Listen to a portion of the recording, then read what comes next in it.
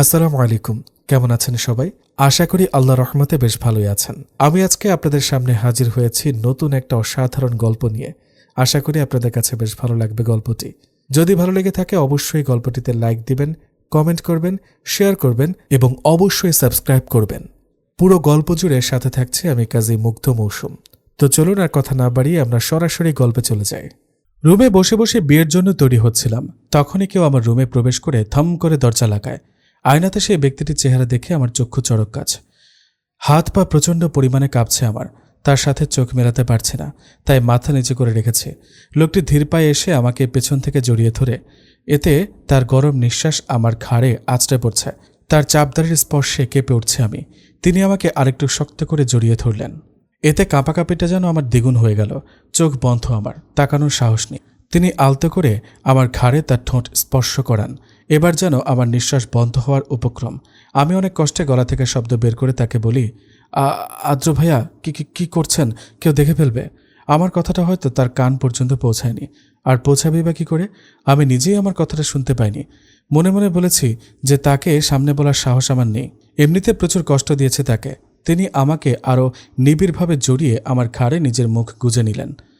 আমি আবার সাহস করে তার মুষ্ঠবদ্ধ হাতটা ছাড়ানোর চেষ্টা করলাম, কিন্তু তিনি বললেন, ভুলেও হাত ছাড়ানোর চেষ্টা করবি না মায়রা, এর ফল ভালো হবে না। তার হুমকিস্বরূপ কথাটা কাঁপিয়ে দিল আমাকে। চিৎকার করে কাঁদতে ইচ্ছে করছে, কিন্তু এখন যদি কান্না করি তাহলে আদ্র ভাইয়ার হাতে সেই বিখ্যাত চর খেতে হবে নিশ্চিত। তাই কিছু বললাম না, মনে মনে আল্লাহকে ডাকতে লাগলাম। তিনি এবার গম্ভীর কণ্ঠে বললেন, আমার মানা করা সত্ত্বেও বিয়েতে রাজি হয়েছিস কোন সাহসে? আমি নিশ্চুপ। আমার এমন নীরবতা হয়তো তার ভালো লাগেনি, তাই তিনি আমাকে ধমক দিয়ে বললেন, কথা কানে যায় না? বোবা হয়ে গেছিস তুই? তার ধমক শুনে ফুপিয়ে কান্না করে দিলাম আমি। কান্না করবি না একদম, না হলে ঠাঁটিয়ে একটা চর মারব। আমি এবার রেগে ওনাকে বললাম, হ্যাঁ পারবেনই তো শুধু চর থাপ্পড় মারতে, একটু সফটভাবে কথা বলা যায় না? তিনি এবার আমার কাছে এসে আমাকে তার বুকে জড়িয়ে নিলেন। কেন যেন খুব অস্বস্তি হতে লাগলো। আবারও তার স্পর্শে কাঁপাকাঁপি শুরু হয়ে গেল আমার। আদ্র ভাইয়া এবার একটু নরম সুরে বললেন, আমার কথা কেন শুনিস না তুই? কেন বুঝিস না? অতিরিক্ত চাই তোকে। সবসময় আমার কথা অমান্য করতে তোর ভালো লাগে না? আমি কিছু বললাম না, কি বলবো জানি না। তিনি এবার আমাকে নিজের বুক থেকে উঠিয়ে কপালে একটা চুমু দিলেন। আমার চোখ থেকে এক ফোঁটা পানি গড়িয়ে পড়ল। বিয়ের সাজ তুলে ফেল, তোকে বিয়ের সাজে দেখার অধিকার শুধু আমার, বলে তিনি গটগট করে চলে গেলেন। আমি তার যাওয়ার দিকে তাকিয়ে একটা দীর্ঘ শ্বাস ফেললাম। এতটুকু বুঝতে পারলাম, এবারও আমার বিয়েটা হচ্ছে না। প্রত্যেকবারের মতো এবারও আমার বিয়েটা ভেঙে গেল। তার কারণ একটাই, আদ্র ভাইয়ার অতিরিক্ত চাওয়া। অন্ধকার ছাদে এক কোনায় দাঁড়িয়ে অশ্রু বিসর্জন দিচ্ছে মাইশা। আজ কেন যেন ওর নিজেকে প্রচুর অসহায় লাগছে। মাইশার হাতে প্রেগন্যান্সির ফাইল। আজই পরীক্ষা করিয়ে জানতে পারল ও মা হতে চলেছে বিয়ে ছাড়া। কিন্তু মাইশার অনাগত বাচ্চার বাবা একটু আগেই মাইশাকে ফোন করে রিজেক্ট করে দিয়েছে। বড্ড অসহায় লাগছে ওর। কি করবে জানা নেই ওর। এসব চিন্তার মাঝে কেউ মাইশার ঘাড়ে হাত রেখে বলে, মাইশা, এত রাতে ছাদে কি করছিস? আজ যে মায়রার বিয়ে, খবর আছে তোর? মাইশা পেছনে তাকিয়ে দেখে আয়ান দাঁড়িয়ে। জলদি করে নিজের চোখের পানি মুছে ফেলে মাইশা। ছাদে অন্ধকার থাকার ফলে আয়ান মাইশার চোখের পানি দেখতে পায়নি। মাইশা নিজেকে সামলিয়ে বলে, কিছু না ভাইয়া, আসলে খুব গরম লাগছিল তাই ছাদে এসেছিলাম, যদি একটু বাতাস পাওয়া যায়। আয়ান হালকা হেসে বলে, হো আচ্ছা, তুই মায়রার কাছে যা, ওর যদি কোনো দরকার হয়। হ্যাঁ যাচ্ছি। মাইশা নিচে চলে যায়। আয়ান কালো কুচকুচে আকাশের দিকে তাকিয়ে বলে, পৃথিবী এমন কেন, যাকে চাই তাকে পায় না, যাকে চায় না সে বারবার কাছে আসে। কেন যে তাকে অতিরিক্ত চাই? এই অতিরিক্ত চাওয়াটা যে খুব খারাপ। কথাগুলো বলে কান্না করে দেয় আয়ান। যদিও ছেলেদের অত সহজে কাঁদতে নেই, তবে আজ খুব করে কাঁদতে ইচ্ছে করছে আয়ানের। বিয়ের সাজ তুলে একটা নর্মাল ড্রেস পরে নিচে এলাম। এতক্ষণে শিওর আদ্র ভাইয়া আমার বিয়েটা ভেঙে ফেলেছে। ভেতরে ভেতরে খুব খারাপ লাগছে আমার, তাও কিছু করার নেই। নিচে নেমে দেখি আদ্র ভাইয়া সোফায় বসে ফোন টিপছে, আর আমার মা শাড়ির আঁচলে মুখ গুজে কাঁদছে, হয়তো আমার বিয়ে ভেঙে যাবার ফলে। নিচে নেমে দেখলাম আদ্র ভাইয়া সোফায় বসে ফোন টিপছে, আর বাড়ির সবাই চিন্তিত মুখ নিয়ে দাঁড়িয়ে আছে। আমার মা আড়ালে দাঁড়িয়ে শাড়ির আঁচলে মুখ গুজে কাঁদছে। এই পরিস্থিতি দেখে সামনে যাওয়ার সাহস হলো না। আমি ফিরে চলে যাচ্ছিলাম, তখনই দাদুমণি আমাকে গম্ভীর স্বরে ডাক দিয়ে বলে, মায়রা, ওইদিকে কই যাচ্ছ? এখানে এসো, আমরা তোমারই অপেক্ষা করছিলাম। দাদুর কথা শুনে এক ঢোক গিললাম। আমাদের বাড়িতে সবাই দাদুমণিকে খুব ভয় পায়। অনেক স্ট্রেট মহিলা হচ্ছে আমাদের দাদুমণি। আমি গুটি গুটি পায়ে দাদুমণির কাছে গিয়ে বললাম, দাদুমণি কিছু বলবে? আমার পাশে বসো। আমি দাদুমণির পাশে বসতে যাব তখনই খেয়াল করলাম আমি যদি এখন দাদুমণির পাশে বসি তাহলে নিশ্চিত আর্য ভাইয়ার সাথে আমার ছোঁয়া লাগবে, আর সে কাঁপাকাঁপি। তখন দাদুমণি যে কি বলবে জানি না। আমি অসহায় চোখে আর্য ভাইয়ের দিকে তাকালাম। আমার দৃষ্টি হয়তো তিনি বুঝতে পারলেন, তাই তিনি বললেন, দাদি আমি বাইরে যাচ্ছি, কাজ আছে। দাদুমণি গম্ভীর স্বরে বললেন, না আর্য, তুমি আমাদের ফ্যামিলির বড় ছেলের মধ্যে একজন, তোমার দায়িত্ব এখানে বেশি, তাই তোমার ও কথাগুলো শোনা উচিত। আর্য ভাইয়া দাদুমণির কথা শুনে বসে রইলেন। আমার আর কি করার, ওখানেই বসতে হলো। আমার বসার পর দাদুমণি আমাকে উদ্দেশ্য করে বললেন, দেখো মায়েরা, এই নিয়ে মোট 2 বার তোমার বিয়ে ভেঙে গেল। এখন এটা নয় যে আমরা তোমাকে দোষারোপ করছি। আমি জানি আমার নাতনি কোনো খারাপ কাজ করেনি, তাই এখন বলছি এসব বিয়ের চিন্তা বাদ দিয়ে পড়াশোনা করো মন দিয়ে। আমাদেরই দোষ, তোমাকে এত তাড়াতাড়ি বিয়ের চাপ দেওয়া উচিত হয়নি। দাদুমণির কথা আমি সহ বাড়ির সবাই যতদূর জানি আমি ভেবেছিলাম হয়তো এখনই দাদুমণি আমাকে বকা দিবে, বাট দাদুমণি তো আমাকে সান্ত্বনা দিচ্ছে। হাও। আর্য ভাইয়ের দিকে তাকিয়ে দেখলাম তার ঠোঁটে রহস্যময়ী হাসি। আচ্ছা, বাই এনি চান্স এটাতে আর্য ভাইয়ের কোনো কারসাজি নেই তো? আমার ভাবনার মাঝে আর্য ভাইয়া সবার আড়ালে আমার কানে ফিসফিস করে বলে, রাতে ছাদে আসবি, দেরি হলে কিন্তু আমি তোর রুম থেকে কোলে করে তুলে আনবো। আর্য ভাইয়ের কথা শুনে তার দিকে অবাক হয়ে তাকালাম। তাকে বললাম, আমার পক্ষে আসা সম্ভব না, যদি কেউ দেখে তাহলে কি ভাববে? উনি রাগী কণ্ঠে বললেন, কে কি ভাববে তাতে আমার কিছু যায় আসে না। তোকে আমি আসতে বলেছি, আসবি, না হলে। তাকে থামিয়ে দিয়ে বললাম, আসবো আমি। আমার উত্তর পেয়ে তিনি উঠে দাঁড়ালেন। তারপর বড় মা মানে আর্য ভাইয়ের মাকে উদ্দেশ্য করে বললেন, আম্মু আমি পুলিশ স্টেশনে যাচ্ছি, আসতে রাত হবে, অনেক কাজ জমে আছে, 3 দিন যায়নি, তুমি আমার জন্য অপেক্ষা করো না। তারপর তিনি আমার দিকে তাকিয়ে বললেন, মায়েরা তো আছেই, ও তো বেশ রাত পর্যন্ত পড়ে, ওর থেকে চেয়ে নিব, কিছু লাগলে তুমি ঘুমিয়ে পড়ো। আমি অসহায় চোখে আর্য ভাইয়ের দিকে তাকিয়ে ভাবতে লাগলাম, এই লোকটা কেন আমাকে অতিরিক্ত জ্বালায়? আমি এর থেকে দূরে থাকতে চাই, আর ইনি আরও কাছে আসতে চায়। অসহ্যকর লোক একটা। আর্য ভাইয়ার কথা শুনে বড় মা বললেন, এখন কিছু খেয়ে যা, সকালে তো কিছু খাসনি। সমস্যা নেই, স্টেশনে গিয়ে খেয়ে নিব। বলেই বেরিয়ে যায় আর্য ভাইয়া। আগে থেকে পুলিশের ইউনিফর্ম পরে রেডি ছিল। আর্য ভাইয়া পেশায় একজন পুলিশ অফিসার, যদিও এখন এসপি, কিন্তু আমাদের বাড়ির কেউ চায়নি ভাইয়া পুলিশ অফিসার হোক। আর্য ভাইয়ের বাবা আর আমার বাবা একজন বিজনেসম্যান, দেশে বিদেশে বেশ খ্যাতি আছে তাদের। সবাই চেয়েছিল আর্য ভাইয়াও একজন সফল বিজনেসম্যান হোক, কিন্তু এই খারুসের কি হয়েছে কে জানে, সে পুলিশ হবেই বলে জিদ ধরেছিল, তাই তার জেদের কাছে সবার হার মানতে হলো। 10-12 জন গার্ড মিলে একটা ছেলেকে ধরে নিয়ে এসে একটা লোকের পায়ের কাছে ছুঁড়ে মারল। লোকটি ছেলেটির চুলের মুঠো ধরে উঁচু করে বলে, সাহস কিভাবে হয় তোর, ওই মেয়েগুলোকে গুলি করতে চাস? ছেলেটি ব্যথায় ডুকরিয়ে ওঠে। ছেলেটি বলে, বিশ্বাস করেন স্যার, আমার কোনো দোষ নেই, আমার একজন কইছিল মায়াডারে মারতে। লোকটি রেগে জিজ্ঞেস করে, কে? আদনান মাহমুদ। ছেলেটির নাম শুনে লোকটি হিংস্র রূপ ধারণ করে, এতটাই হিংস্র যে তাকে দেখলে যে কোনো দুর্বল হার্টের মানুষ সাথে সাথে হার্ট অ্যাটাক করতে 1 সেকেন্ডও লাগবে না। লোকটি পাশে থাকা রিভলভার দিয়ে ছেলেটির বুকে পরপর 10টা গুলি করে, তারপর সেই ক্ষতস্থানে মরিচের গুঁড়ো দিয়ে পাগলের মতো হাসতে থাকে। গার্ডগুলো ভয়ে থরথর করে কাঁপছে। বিকেলবেলা মেডিকেলের বইগুলো নিয়ে হালকা পাতলা নাড়াচাড়া করছি আমি। কালই ঢাকা মেডিকেলে ভর্তি হয়ে এসেছিলাম। ক্লাস শুরু হবে আরও 1 সপ্তাহ পর। আমি পড়ছিলাম, তখনই দরজায় নক পড়ে। তাকিয়ে দেখি আদ্রিতা আপু দুটো চায়ের কাপ নিয়ে মিষ্টি হেসে দাঁড়িয়ে আছে। আমি হালকা হেসে বললাম, বাহ, আজ থেকে বিদ্যাসাগর নিজ থেকে আমার রুমে আসলো। আদ্রিতা আপু বলল, তোর দেখা তো পেলাম না আর আমার রুমে, তাই নিজে থেকে আসলাম। তা কি করছিলি? সোফায় বসতে বসতে বলল, এই তো বই নিয়ে একটু গবেষণা। আদ্রিতা আপু হচ্ছে আর্য ভাইয়ার বড় বোন। আর্য ভাইয়ারা 3 ভাই বোন, আদ্রিতা আপু, আর্য ভাইয়া আর মাইশা। তারা হচ্ছে আমার বড় চাচুর সন্তান। আমার বাবা হচ্ছে ছোট। আমরা 2 ভাই বোন, আমি আর আয়ান ভাইয়া। আদ্রিতা আপুর সাথে কথা বলার সময় আপু এক পর্যায়ে বলে, আচ্ছা মায়েরা, জানিস তোর বিয়ে কিভাবে ভেঙেছে? আমি বললাম, না তো, তোর বিয়ে ভেঙেছে না কেউ ভাঙিয়েছে? আমি অবাক হয়ে গেলাম আপুর কথায়। আচ্ছা আপু কি সব জানে? আদ্রিতা আপু বলল, তোর বিয়ে আদ্র ভেঙেছে রে মায়েরা, ভাই আমার তোকে অনেক ভালোবাসে। আমি আপুর কথায় টাসকে খেলাম। মনে মনে ভাবলাম, তার মানে আপু সব জানে। আমি আপুকে জিজ্ঞেস করলাম, আপু তুমি? আমি এসব অনেক আগে থেকে জানি, কিন্তু কিভাবে? আপু মুচকে হেসে বলে, সেটা আপাতত বলা যাবে না। আপু চলে গেল আর আমি তার যাওয়ার দিকে হাঁ করে তাকিয়ে আছি। এরা ভাই বোন দুটোই একরকম, রহস্যে ভরা। রাতের বেলা আমি আস্তে করে পা টিপে টিপে ছাদে যাচ্ছি। একটু আগেই ফোনে মেসেজ দিয়েছিল আর্য ভাইয়া ছাদে আসতে। এক প্রকার বিরক্ত লাগছে আমার। এই লোকটার জন্য জীবনটা শেষ আমার। কবে যে মুক্তি পাবো আল্লাহ জানে। ছাদে এসে আশেপাশে তাকিয়ে দেখি কেউ নেই। আমি আস্তে করে ছাদের দরজাটা চাপিয়ে আর্য ভাইয়ের নাম ধরে ডাক দিই। তৎক্ষণাৎ কেউ আমার মুখ চেপে ধরে পাশের দেওয়ালে চেপে ধরে। আমি ভয়ে চোখ মুখ খিঁচে বন্ধ করে ফেলি। যখন কারো গরম নিঃশ্বাস আমার মুখে পড়ছিল তখন খুব অস্বস্তি হচ্ছিল। কিছুক্ষণ পর আমার নাকে সে চিরপরিচিত স্মেল আসে। যতটুকু মনে পড়ে এই পারফিউম আদ্র ভাইয়া ইউজ করে। আমার পছন্দের পারফিউম এটা। আমি ধীরে ধীরে চোখ খুলে দেখি আদ্র ভাইয়া চোখ গরম করে আমার দিকে তাকিয়ে আছে। তার এমন তাকানোর মানে আমার বোধগম্য হলো না। আমি তাকে জিজ্ঞেস করলাম, আদ্র ভাইয়া? আর কিছু বলতে পারলাম না। তার আগেই তিনি আমার ঠোঁট আঁকড়ে ধরে খুব রুডলি কিস করতে থাকে। তার এহেন কাণ্ডে আমি স্তব্ধ। হাত পা প্রচণ্ড কাঁপছে।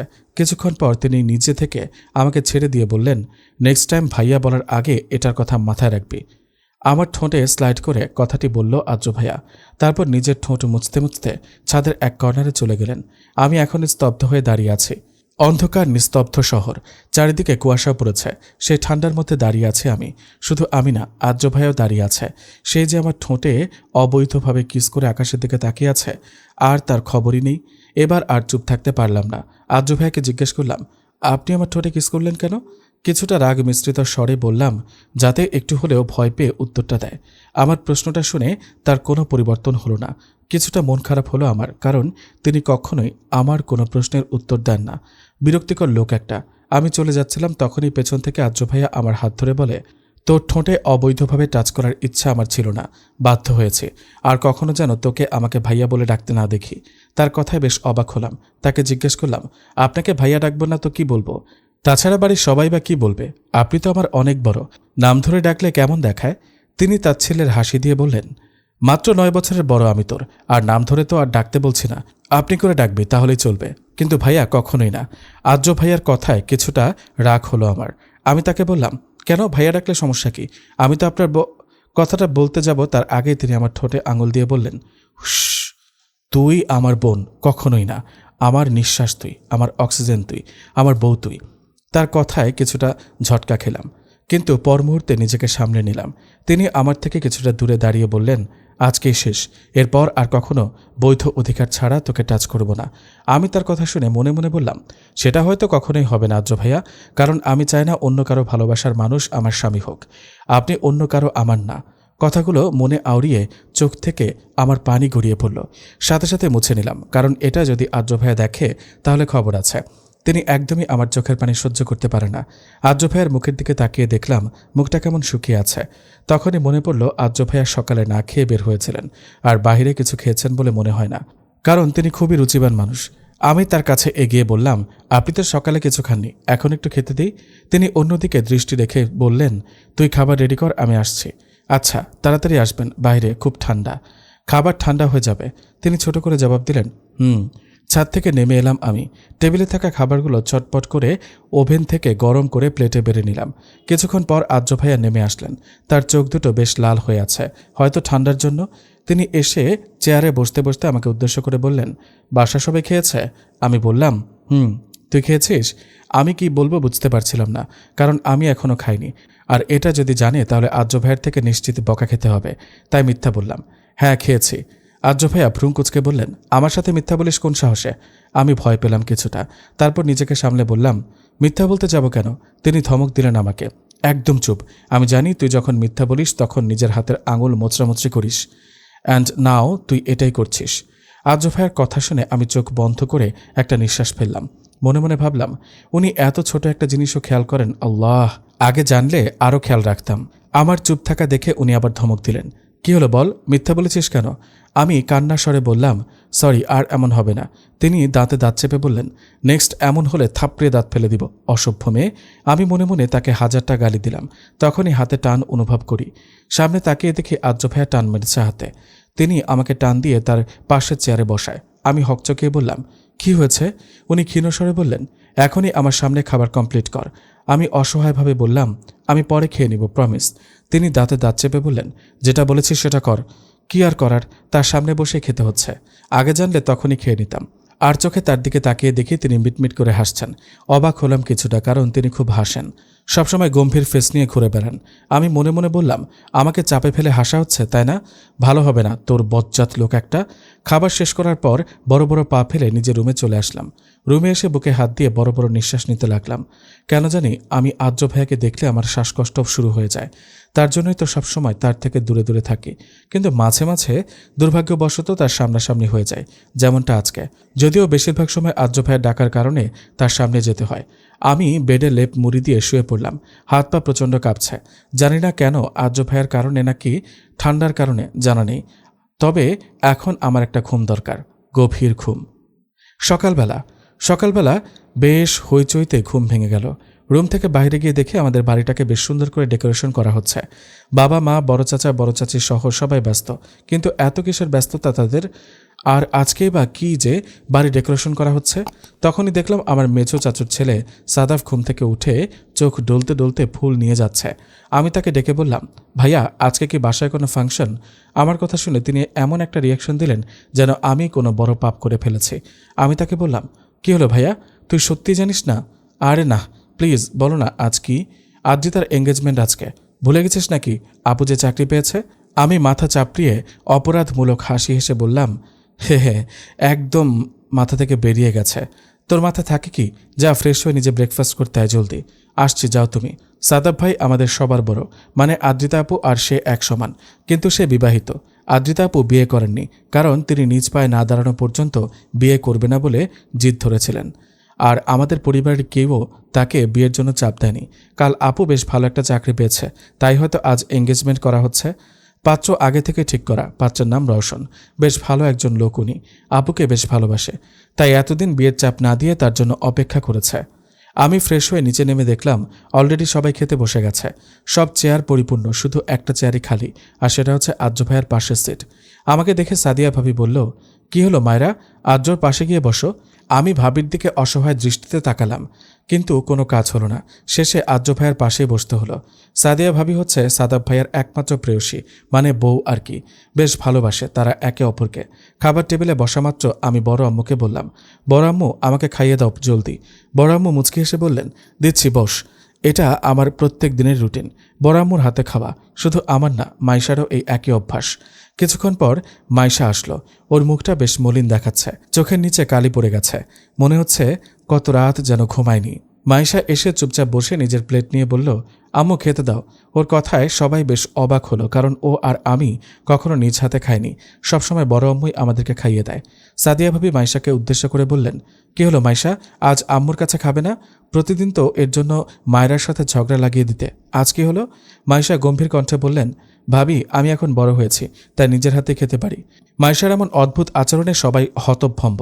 আমরা অতটা মাথা ঘামালাম না, কারণ মাইশা মাঝে মাঝে এমন করে, পরে আবার নিজ থেকে ঠিক হয়ে যায়। খাওয়ার সময় আমি মাইশাকে জিজ্ঞেস করলাম, মাইশা আমাদের তো ড্রেস কেনা লাগবে, তুই যাবি আমার সাথে শপিংয়ে? না, তুই যা ভাইয়ার সাথে, আমার ভালো লাগছে না, আর আমার জন্য তুই ড্রেস চুজ করে আনিস। মাইশা কথাটা বলে খাবার শেষ করে চলে গেল। আমি এক ঢোক গিললাম, কারণ এটা ভেবে যে আমাকে আদ্র ভাইয়ের সাথে একা যেতে হবে। আমি বড় আম্মুকে বললাম, বড় আম্মু তুমি চলো না আমার সাথে প্লিজ। না রে, আমাকে আজকে একটু বাইরে যেতে হবে, তোর চাচুর দরকার আছে। আমি সবাইকে জিজ্ঞেস করলাম, কিন্তু তারা সবাই না করে দিল। কি আর করার, শেষে আদ্র ভাইয়ের সাথে যেতে হচ্ছে। আমি রেডি হয়ে নিচে নেমে দেখি আদ্র ভাইয়া ফোনে কথা বলছে। তাকে ডিস্টার্ব করলাম না, তিনি ফোনে কথা শেষ করে আমাকে বললেন, রেডি হয়েছিস? আচ্ছা চল। তারপর বেরিয়ে গেলাম আমরা। গাড়িতে বসা মাত্র আমার ঘুম চলে আসে, কিন্তু আজ আর ঘুম আসেনি আদ্র ভাইয়ের কারণে। শপিং মলে পৌঁছে তিনি আমার হাত ধরলেন। আমি ভ্রুকুঁচকে তার দিকে তাকালাম। কি হলো? তিনি কিছু না বলে আমার হাত ধরে সামনে নিয়ে যেতে লাগলেন। তারপর একটা দোকানের ভেতর ঢুকে বললেন, ড্রেস দেখান। তার কথাটা শেষ না হওয়ায় মাত্রই দোকানের সকল স্টাফরা পুরো মার্কেটের অর্ধেক জামা এনে আমার সামনে রাখল। আমি অবাক হয়ে তার দিকে তাকালাম। তিনি পায়ের উপর পা তুলে বললেন, চুজ কর জলদি। আমি নিজের মন মতো কয়েকটা ড্রেস নিলাম, তারপর তাকে বললাম, হয়ে গেছে।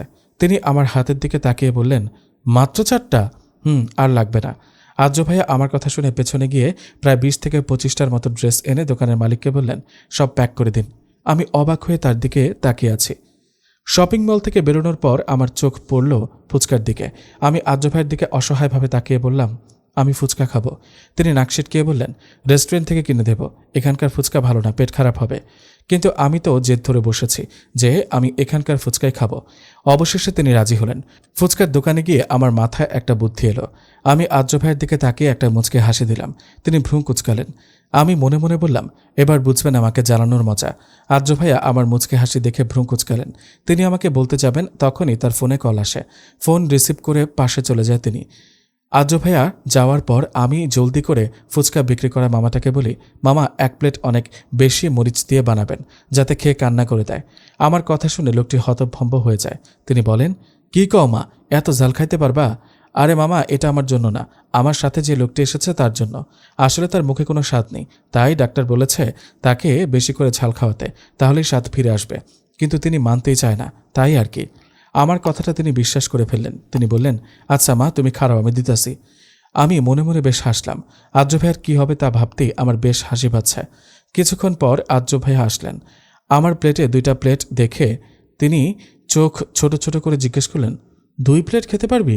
আমি মিষ্টি এসে উত্তর দিলাম, আমি কেন, আপনিও খাবেন, তাই তো 2 প্লেট অর্ডার দিলাম। তিনি আবারও নাক সিটকিয়ে বললেন, কক্ষণই না, আমি এসব ফুটপাতের খাবার খাই না। প্লিজ আর্য, আমার একটা রিকোয়েস্ট রাখবেন না? আমার কথা শুনে আমার হাত থেকে প্লেট নিয়ে বলে, খাচ্ছি, বাট আজকেই লাস্ট, অ্যান্ড তোর জন্য, ওকে? তিনি চামচ দিয়ে একটা ফুচকা মুখে দেওয়ার পরই কেমন যেন কেঁপে উঠলেন। বুঝলাম ঝালটা বেশি দেওয়া হয়েছে। কিন্তু অদ্ভুতভাবে তিনি একবারও থামলেন না। গপাগপ করে একটা ফুচকা খেতে লাগলেন। আমি আর ফুচকা বিক্রেতা মামা অবাক হয়ে তাকিয়ে আছি। আর্য ভাইয়ের চোখ মুখ সহ নাকের ডগা পুরো লাল হয়ে গেছে, তাও তিনি থামছেন না। ওনার মুখ এতটাই লাল বর্ণ ধারণ করেছে যে সুই দিয়ে খোঁচা দিলে রক্ত পড়া শুরু করবে নিশ্চিত। আমার এবার বেশ ভয় হলো। আমি তার কাছে গিয়ে বললাম, প্লিজ থামুন, আপনার চোখ মুখ লাল হয়ে গেছে। বাট তিনি কোনো রেসপন্স করলেন না। পুরো প্লেট শেষ করে আমার হাতে 1000 টাকার নোট ধরিয়ে দিয়ে বললেন, তোর খাওয়া শেষ হলে পে করে আসিস, আমি গাড়িতে বসছি। বলেই চলে গেলেন। আমি চটজলদি পে করে দিলাম। আপাতত আমার খাওয়ার রুচি নেই। জানি না আর্য ভাইয়ের কী অবস্থা। গাড়িতে গিয়ে নিজের সিটে বসলাম। আর্য ভাইয়ের দিকে তাকিয়ে দেখলাম তিনি নিজের সিটে হেলান দিয়ে জোরে জোরে নিঃশ্বাস নিচ্ছেন আর একটু পরপর পানি খাচ্ছেন। কিন্তু কোনো কাজ হচ্ছে না। ঝাল এতটা বেশি দেওয়া হয়েছে যে আর্য ভাইয়ের অবস্থা আরও খারাপ হয়ে যাচ্ছে। আর্য ভাইয়ের অবস্থা দেখে চোখে পানি চলে আসলো আমার। মনে মনে অনেক অনুশোচনা হচ্ছে, কেন যে এমন করলাম। আমি আর সহ্য করতে পারছিলাম না তার এমন অবস্থা।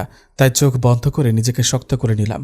তারপর নিজের সিট বেল্ট খুলে তার ঠোঁট দুটো আঁকড়ে ধরে যতটুকু সম্ভব তার ঝাল কমানোর চেষ্টা করলাম। আমার এমন কাজে আর্য ভাইয়ের চোখ বড় বড় করে তাকিয়ে আছেন আমার দিকে। হয়তো কখনো আশা করেননি আমি এমন কিছু করব। কিছুক্ষণ পর তার থেকে সরে এসে মাথা নিচু করে তাকে জিজ্ঞেস করলাম, ঝাল কমেছে? তিনি বাঁকা হেসে জবাব দিলেন, অনেকটা। আমি মুগ্ধ দৃষ্টিতে তার বাঁকা হাসির দিকে তাকিয়ে আছি। আমার খেয়ালও নেই একটু আগে কি করেছে আমি। তিনি আমাকে বললেন, এমন ঠোঁটের স্পর্শ পেলে প্রতিদিন ঝাল খেতে রাজি আছি। আমি ঠিকভাবে বসে বললাম, এটাই লাস্ট ছিল, আর আশা করবেন না। আমি এটা বাধ্য হয়ে করেছি, সেটা তো বিয়ের পর দেখা যাবে। By the way, thanks for it. আমার ঠোঁটের দিকে ইশারা করে বললেন তিনি। কেন যেন হঠাৎই প্রচুর লজ্জা করছে আমার, আর সাথে রাগও। ধুর, কেন যে বেটাকে ঝাল খাওয়াতে গেলাম। শেষে ফাঁসলাম তো আমি। ওকে এখনও ঠিক করতে পারবো কিনা জানি না। মনে মনে কথাগুলো আউড়িয়ে নিজের চোখ বন্ধ করে রাগ কন্ট্রোল করার চেষ্টা করলাম। আর্য মুচকে হাসছে আর ড্রাইভ করছে। মাঝে মাঝে মায়েরার দিকেও তাকাচ্ছে। আর্য জানত যে মায়েরা ওর প্লেটে ঝাল মিশিয়েছে, তা সত্ত্বেও ও পুরো প্লেট শেষ করেছে। কেন করেছে তা জানা নেই ওর। আর্য মনে মনে বেশ খুশি বলা চলে। মাইশা একটা হোটেল রুমে বসে আছে। মনের ভেতর চিন্তা থাকলেও মুখে হাসি ফুটিয়ে রেখেছে। মাইশার মন বলছে কোনো খারাপ কিছু হতে চলেছে, কিন্তু মাইশা ঠিক করছে না ওর সাথে কোনো খারাপ কিছু হবে না। মেঘ ওকে মেনে নিবেই। মেঘ হচ্ছে মাইশার বয়ফ্রেন্ড আর মাইশার অনাগত বাচ্চার বাবা। মেঘ আজ একটু আগেই মাইশাকে ফোন করে এই হোটেল রুমটাতে আসতে বলেছে। কারণ হিসেবে বলেছে বাচ্চার ব্যাপারটা দেখবে। মাইশা মেঘের কথাটা শুনে বেশ খুশি হয়েছে, কিন্তু ও আর কি জানে মেঘ ওর জন্য যে মৃত্যু জাল পেতে রেখেছে। এদিকে আমি বাসে এসে এক দৌড়ে নিজের রুমে চলে গেলাম, কারণ আপাতত আর্য ভাইয়ের মুখ দেখার সাহস আমার নেই। তাহলে নিশ্চিত লজ্জায় আজ আমার মৃত্যু হবে, অ্যান্ড তারপর দিন নিউজ পেপারের হেডলাইন হবে, বিখ্যাত শিল্পপতি রাসেল খানের মেয়ে লজ্জায় মারা গেছে। তখন ব্যাপারটা বেশ খারাপ দেখাবে। তাই আর্য ভাইয়ার থেকে নিজেকে আড়াল করলাম। রুমে এসে দরজা লাগিয়ে জোরে কয়েকটা শ্বাস নিলাম। ওই মুহূর্তের কথা মনে পড়তে কেন যেন গালগুলো লাল টকটকে হয়ে যাচ্ছে। আয়নার সামনে দাঁড়িয়ে নিজের গালে একটা থাপ্পড় দিলাম। এত বোকা কেন তুই মায়েরা? কেন শুধুমাত্র তোর জন্য আজ এই পরিস্থিতি হলো?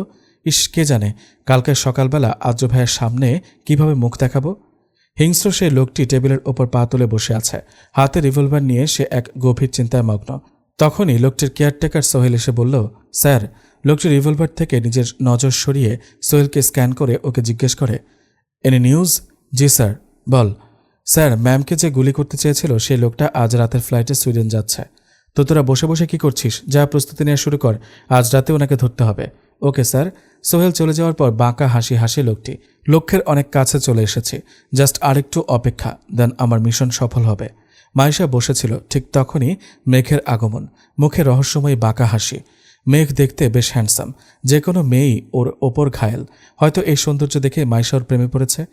মেঘকে দেখে মাইশা দৌড়ে ওকে জড়িয়ে ধরে বলে, মেঘ, আমি জানতাম তুমি কখনো আমাকে ফিরিয়ে দেবে না, তাই তো আমাকে ডেকেছ, তাই না? মেঘ মাইশাকে বেশ জোরে একটা ধাক্কা দেয়, যার কারণে পড়তে পড়তে বেঁচে যায় মাইশা। মাইশা অবাক হয়ে মেঘের দিকে তাকায়। মেঘ বলে, কে বলেছে আমি তোর মতো একটা চিপ মেয়েকে অ্যাকসেপ্ট করব? আমি তোকে এখানে ডেকে এনেছি তোর বাচ্চা নষ্ট করতে, যাতে ভবিষ্যতে আমার আর মিহির লাইফে কাটা হয়ে দাঁড়াতে না পারিস তুই। মাইশা স্তব্ধ। দুপুর 2:30। ছাদে দাঁড়িয়ে আছি প্রায় 1 ঘন্টা হলো। কিছুই ভালো লাগছে না। বারবার ওই মুহূর্তের কথা মনে পড়তেই অনুশোচনা কাজ করছে। এখন আর অনুশোচনা করে কোনো লাভ নেই, শুধু শুধু নিজের সময় নষ্ট করা। ছাদ থেকে নেমে 2য় ফ্লোরে এসে দেখি বাসা পুরোপুরি ডেকোরেট করা হয়ে গেছে। সন্ধ্যার পরই আপুর এঙ্গেজমেন্ট হবে, তাই সবাই বেশ ব্যস্ত, একমাত্র আমি ছাড়া। রেলিং ধরে নিচে তাকিয়ে দেখলাম আজ্জু ভাইয়া কানে ব্লুটুথ লাগিয়ে কথা বলছে আর ডেকোরেট করতে আসা লোকগুলোকে কাজ দেখাচ্ছে। কাজে ভুল হলে ধমক না দিয়ে সুন্দর করে বুঝিয়ে দিচ্ছেন। আমি তার দিকে এক দৃষ্টিতে তাকিয়ে আছি। এত শীতের মধ্যেও আজ্জু ভাইয়ের কপালে বিন্দু বিন্দু ঘাম জমা হয়েছে। বড় বড় ঘন চুলগুলো কপালে এসে জমা হয়েছে। আজ্জু ভাইয়া দেখতে বেশ ফর্সা। শুধু তিনিই না, আমাদের ফ্যামিলির সবাই বেশ ফর্সা, কিন্তু তিনি একটু বেশি ফর্সা। আজ্জু ভাইয়ের ডান গালে একটা তিল আছে, যেটা আমার উইকনেস। মাঝে মাঝে মনে হয় টুপ করে তার তিলে একটা চুমু দেই। এসব ভাবতে ভাবতে দেখলাম তিনি আমার দিকে তাকিয়ে মুচকি হাসছেন। আমার তার চোখাচোখি হওয়া মাত্রই একটা চোখ টিপ দিলেন তিনি। আমি এক দৌড়ে নিজের রুমে চলে গেলাম। মনে মনে বললাম, এই লোকটা এত খারাপ কেন? সবসময় আমাকে লজ্জায় ফেলে দেয়। আদ্র দাঁড়িয়ে দাঁড়িয়ে মুচকি হাসছিল। তখনই পেছন থেকে সাদাফ এসে ওর পিঠে চাপড় দিয়ে বলে, বাহ, আজকাল দেখি একা একা হাসা হচ্ছে। তা কই, আমি যখন বলি একটু হাসতে তখন তো হাসিস না, ব্যাপার কি?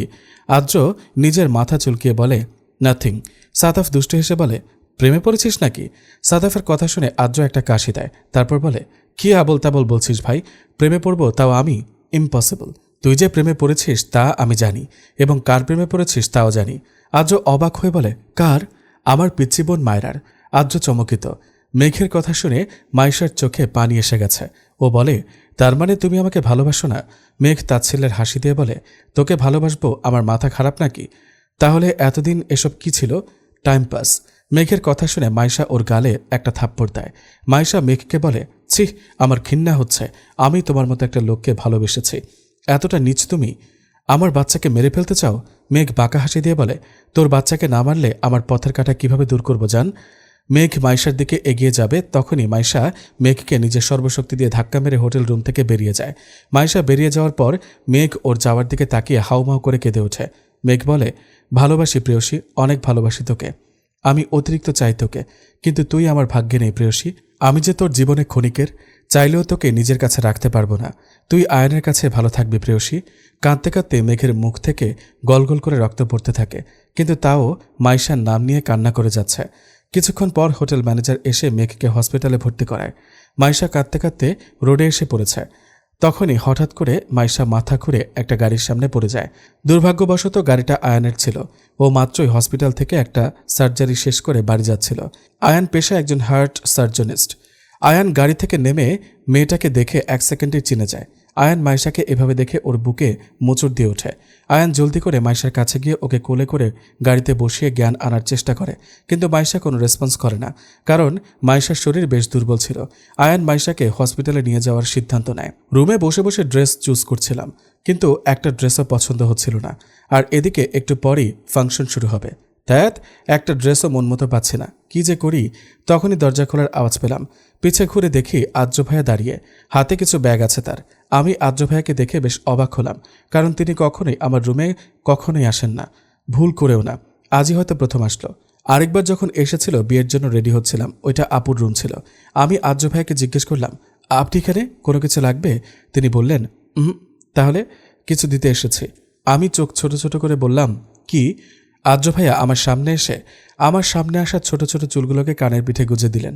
আমি আবেশে আর লজ্জায় চোখ বন্ধ করে নিলাম। তিনি আমার হাতে তার আনা ব্যাগগুলো ধরিয়ে দিয়ে বললেন, এখানে কিছু ড্রেস আছে, আজকের ফাংশনে এটাই পরবি। আমি ছোট করে জবাব দিলাম, আচ্ছা। তিনি আমার গাল দুটো ধরে কপালে একটা চুমু দিয়ে গটগট করে বেরিয়ে গেলেন। আমি এখনও চোখ বন্ধ করে আছি। তিনি যাওয়ার পরই চোখ খুলে একটা প্রশান্তির শ্বাস নিলাম। আদ্র ভাইয়ের সামনে থাকলে কেন যেন আবার লজ্জায় মরে যেতে ইচ্ছে করে, জানা নেই কেন। আমি তার দেওয়া ব্যাগগুলো খুলে দেখতে লাগলাম। ব্যাগের ভেতরে ড্রেসগুলো দেখে আমার চক্ষু চড়ক গাছে। আদ্র ভাইয়ের চয়েস এতটা ভালো জানা ছিল না আমার। ব্যাগের ভেতরে একটা ডার্ক নীল কালারের গাউন ছিল। পুরো গাউনে নীল আর সাদা কালারের স্টোন বসানো, বেশ সুন্দর দেখতে গাউনটা। আদ্রিতা রুমে বসে বসে অস্থিরভাবে পায়চারি করছে। বেশ অস্থির এবং নার্ভাস ফিল হচ্ছে ওর। কারণটা যে একমাত্র রওশন তাও জানে। এতদিন পর রওশন এর সামনাসামনি হবে ভাবতেই লজ্জায় কুকড়ে যাচ্ছে ও। আদ্রিতা আর রওশন এর বিয়ে পারিবারিকভাবে ঠিক হলেও রওশন ওকে পাগলের মতো ভালোবাসে। রওশনের আদ্রিতার সাথে করা আচরণগুলো দেখলে মনে হবে ওরা আগে থেকেই পরিচিত। আদ্রিতা যে রওশনকে পছন্দ করে না এমনটা না। আদ্রিতা ও রওশন ভালোবেসে ফেলেছে ওর পাগলামোগুলো দেখে। এতদিন রওশনের সাথে যোগাযোগ হয়নি, এর কারণটা আদ্রিতা চেয়েছিল যে বিয়ের আগে এবং যতদিন পর্যন্ত ওর চাকরি হবে না ততদিন পর্যন্ত কথা বলা যাবে না। রওশনও সাদরে গ্রহণ করেছিল আদ্রিতার সিদ্ধান্ত। আজ প্রায় 4 বছর আবার পুনরায় দেখা হতে যাচ্ছে ওদের। সন্ধ্যায় আমি রেডি হয়ে নিচে নামতেই আদ্র ভাইয়াকে দেখে কিছুটা টাসকি খেলাম, কারণ আদ্র ভাইয়ার ড্রেস আর আমার ড্রেসের কালার একদম ম্যাচ, আর স্পেশালি আদ্র ভাইয়াকে বেশ হ্যান্ডসাম লাগছে। এদিকে মায়রাকে দেখে আদ্র হা করে ওর দিকে তাকিয়ে আছে। তখনই পেছন থেকে ওর ফ্রেন্ড রাহুল ওকে ধাক্কা দিয়ে বলে, এভাবে দেখিস না, ভাবির নজর লেগে যাবে। বলেই বাকি সব সহ ওরা হেসে দেয়। আদ্র রাহুলের দিকে চোখ গরম করে তাকায়। এদিকে মায়রার দিকে একজন লোভাতু দৃষ্টি নিক্ষেপ করে তাকিয়ে আছে, কিন্তু মায়রা সেই লোকটিকে লক্ষ্য করেনি। লোকটি শয়তানি হাসি দিয়ে বলে, আজ রাতে একে আমার চাই। মায়রাকে উদ্দেশ্য করে বলে, আমি আদ্র ভাইয়ের থেকে চোখ সরিয়ে স্টেজে আদ্রিতা আপুর দিকে গেলাম। রওশন ভাইয়ারা এখনও আসেনি। আপু সেই কখন থেকে একা বসে আছে। আমি আপুর কাছে গিয়ে বললাম, আপু। আপু আমার দিকে তাকিয়ে মুচকি হাসি হেসে দেয়। তারপর বলে, আজকে তোকে অনেক সুন্দর লাগছে মায়রা, ড্রেসটা বেশ সুন্দর। আদ্র দিয়েছে বুঝি? দেখেছিস আমার ভাইয়ার চয়েস কতটা বেটার। উফ আপু, এসব কথা রাখো তো। কেন, বরের কথা বলাতে লজ্জা লেগেছে বুঝি? আমি কিছু না বলে মাথা নিচু করে নিই। মায়রা আর আদ্রিতা কথা বলছিল, তখনই ওই লোকটা আসে যে কিনা মায়রার দিকে লোলুপ দৃষ্টিতে তাকিয়েছিল। তিনি এসে মায়রার গা ঘেঁষে দাঁড়ান। মায়রার বেশ অস্বস্তি হচ্ছে লোকটার কারণে। লোকটি আদ্রিতার উদ্দেশ্যে বলে, কেমন আছো আদ্রিতা? জি আলহামদুলিল্লাহ। আমাকে চিনতে পেরেছ? আপনি রওশনের ফ্রেন্ড রাহুল না? লোকটি আপুর সাথে কথা বলার পর আমার দিকে বাজে দৃষ্টিতে তাকায়, কিন্তু আমি কিছু বলতেও পারছি না, রওশন ভাইয়ের বন্ধু বলে। লোকটি আদ্রিতা আপুকে জিজ্ঞেস করে, তা এই সুন্দরীটাকে? আদ্রিতা আপু হেসে উত্তর দেয়, আমার চাচাতো বোন। ওনারা দুজন কথা বলছিল, তখনই আদ্র ভাইয়ের আগমন ঘটে। আমি মনে মনে প্রশান্তির শ্বাস ফেলি। আদ্র ভাইয়াকে দেখা মাত্রই রাহুল নামে লোকটা বলে, তুমি আদ্র না? আদ্র ভাইয়া না চাইতেও মুখে হাসি রেখা ফুটিয়ে বলে, জি, কেমন আছো? এই তো, আপনি? ভালো। আচ্ছা, আপনারা কথা বলুন, আমার মায়ের সাথে একটু কাজ আছে। কথা শেষ না করা মাত্রই তিনি আমার হাত টেনে রাহুলের কাছ থেকে সরিয়ে নেয়। আদ্র ভাইয়া আমাকে বাসার ছাদে এনে দেওয়ালে চেপে ধরে জিজ্ঞেস করে, তুই ওই লোকটার গা ঘেঁষে কেন দাঁড়িয়েছিলি? আমি কাঁপা কাঁপা কণ্ঠে বলি, আমি কই দাঁড়ালাম, তিনিই তো এসে আমার গা ঘেঁষে দাঁড়িয়ে আমাকে কেমন বাজে দৃষ্টিতে দেখছিলেন। কি? আজকে তো ওই লোকটাকে আমি মেরেই ফেলবো। আদ্র ভাইয়া কথাটা বলে নিচে যাচ্ছিল, তখনই আমি পেছন থেকে তার হাত টেনে বলি, আপুর এঙ্গেজমেন্টে কোনো সিন ক্রিয়েট করবেন না প্লিজ। তো তুই কি বলছিস, ওই লোকটাকে ছেড়ে দেবো আমি? ইম্পসিবল। ছাড়তে তো বলছি না, জাস্ট ফাংশনটা শেষ হতে দিন। আপু না হলে অনেক কষ্ট পাবে। আদ্র ভাইয়া আমার কথা শুনে কিছু একটা ভাবলেন, তারপর আমাকে উদ্দেশ্য করে বললেন, ঠিক আছে, বাট পুরো ফাংশনে তোকে আমার সাথে থাকতে হবে। আচ্ছা। আদ্র ভাইয়া আমার হাত ধরে নিচে নেমে গেলেন। আমি মনে মনে ভাবলাম, যাক, সিনক্রেট থেকে তো বাঁচা গেছে, ফাংশনের পরও সামনে নেওয়া যাবে। নিচে আসা মাত্রই রাহুল আমাদের দিকে এগিয়ে আসে। তাকে দেখা মাত্রই আদ্র ভাইয়ার চোখগুলো লাল টকটকে হয়ে যায়। আমার ভয় হচ্ছে, যদি আদ্র ভাইয়া তার রাগ কন্ট্রোল না করতে পারে তখন কি হবে? রাহুল এগিয়ে এসে বলে, আরে তোমরা কই ছিলে? ফাংশন তো শুরু হয়ে গেছে। আদ্র ভাইয়া দাঁতে দাঁত চেপে বলে, আমাদের একটু কাজ ছিল। ওহ, তা মায়রা, তোমার সাথে তো পরিচিত হওয়া হয়নি, চলো একটু পাশে গিয়ে কথা বলি। আমি কিছু বলতে যাব, তার আগে আদ্র ভাইয়া গটগট করে বলতে থাকেন, ওর ফুল নেম তাহিরা ইসলাম মায়রা, এবার মেডিকেল ফার্স্ট ইয়ারে পড়বে। ও এই বাড়ির সর্বকনিষ্ঠ মেয়ে, বয়স 18 হবে আর কয়েক মাস পর। ও অনেক ভদ্র মেয়ে, কোনো ছেলের সাথে কথা বলা পছন্দ করে না, শুধুমাত্র কাজিন ছাড়া। আর কিছু জানার থাকলে আমাকে জিজ্ঞেস করবেন না, থ্যাঙ্কস। আজ্জু ভাইয়া কথাগুলো বলে আমার হাত ধরে সামনে নিয়ে যায়। আমি পেছে তাকিয়ে দেখি রাহুল আমাদের দিকে ভ্যাবাচাকা খেয়ে তাকিয়ে আছে। আমার বেশ হাসি পেল, তাই ফিক করে হেসে দিলাম। আমাকে হাসতে দেখে আজ্জু ভাইয়া ভ্রুম কুচকে জিজ্ঞেস করলেন, হাসছিস কেন? এমনি। আমি আর আজ্জু ভাইয়া স্টেজে গিয়ে দেখি রওশন ভাইয়া আর আদ্রিতা আপু কথা বলছে। আমাদের দেখা মাত্র রওশন ভাইয়া মুচকে হাসি হেসে দেয়। তারপর বলে, কেমন আছেন আপনার লাভ বার্ডস?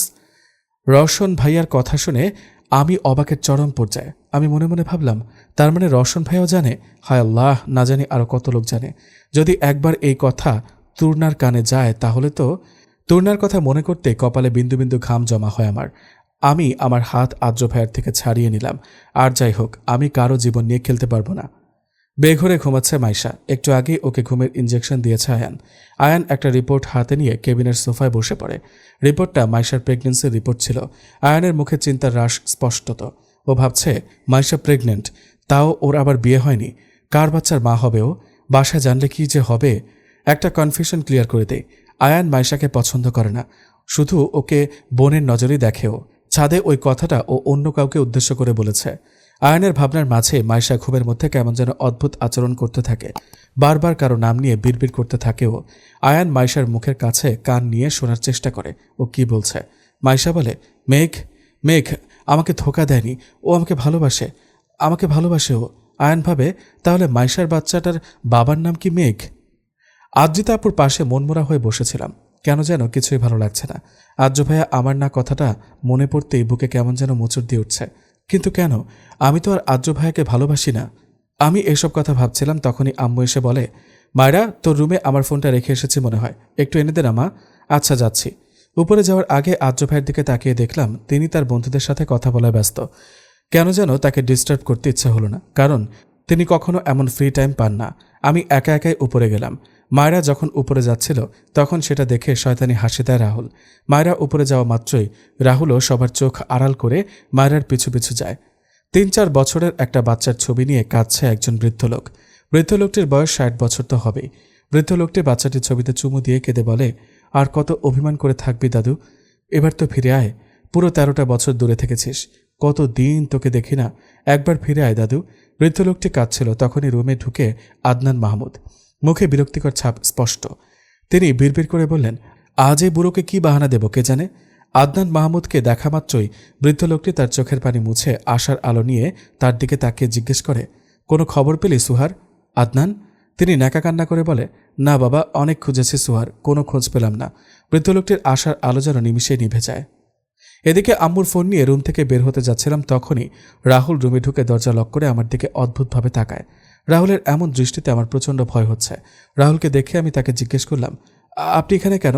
রাহুল অদ্ভুত হেসে বলে, মজা নিতে এসেছে। বলে রাহুল আমার দিকে এগিয়ে আসছিল। আমি বুঝতে পারলাম তার কোনো খারাপ উদ্দেশ্য আছে। আমি চিৎকার দিতে যাব, তার আগে উনি এসে আমার মুখ চেপে ধরে। ভয় থরথর করে কাঁপছে আমি। বারবার আজ্জু ভাইয়ের কথা মনে পড়ছে আমার। রাহুল আমার গাউনের 2টা হাতা টান দিয়ে ছিঁড়ে ফেলে। তিনি এত জোরে টান দিয়েছিল যার ফলে 2 হাত দিয়েই আমার রক্ত বেয়ে বেয়ে পড়তে থাকে। মাইশার জ্ঞান আসা মাত্রই ও মেঘের নাম ধরে একটা চিৎকার দেয়। আয়ান জলদি করে মাইশার কাছে গিয়ে জিজ্ঞেস করে, মাইশা কি হয়েছে? চেঁচাচ্ছিস কেন? খারাপ স্বপ্ন দেখেছিস?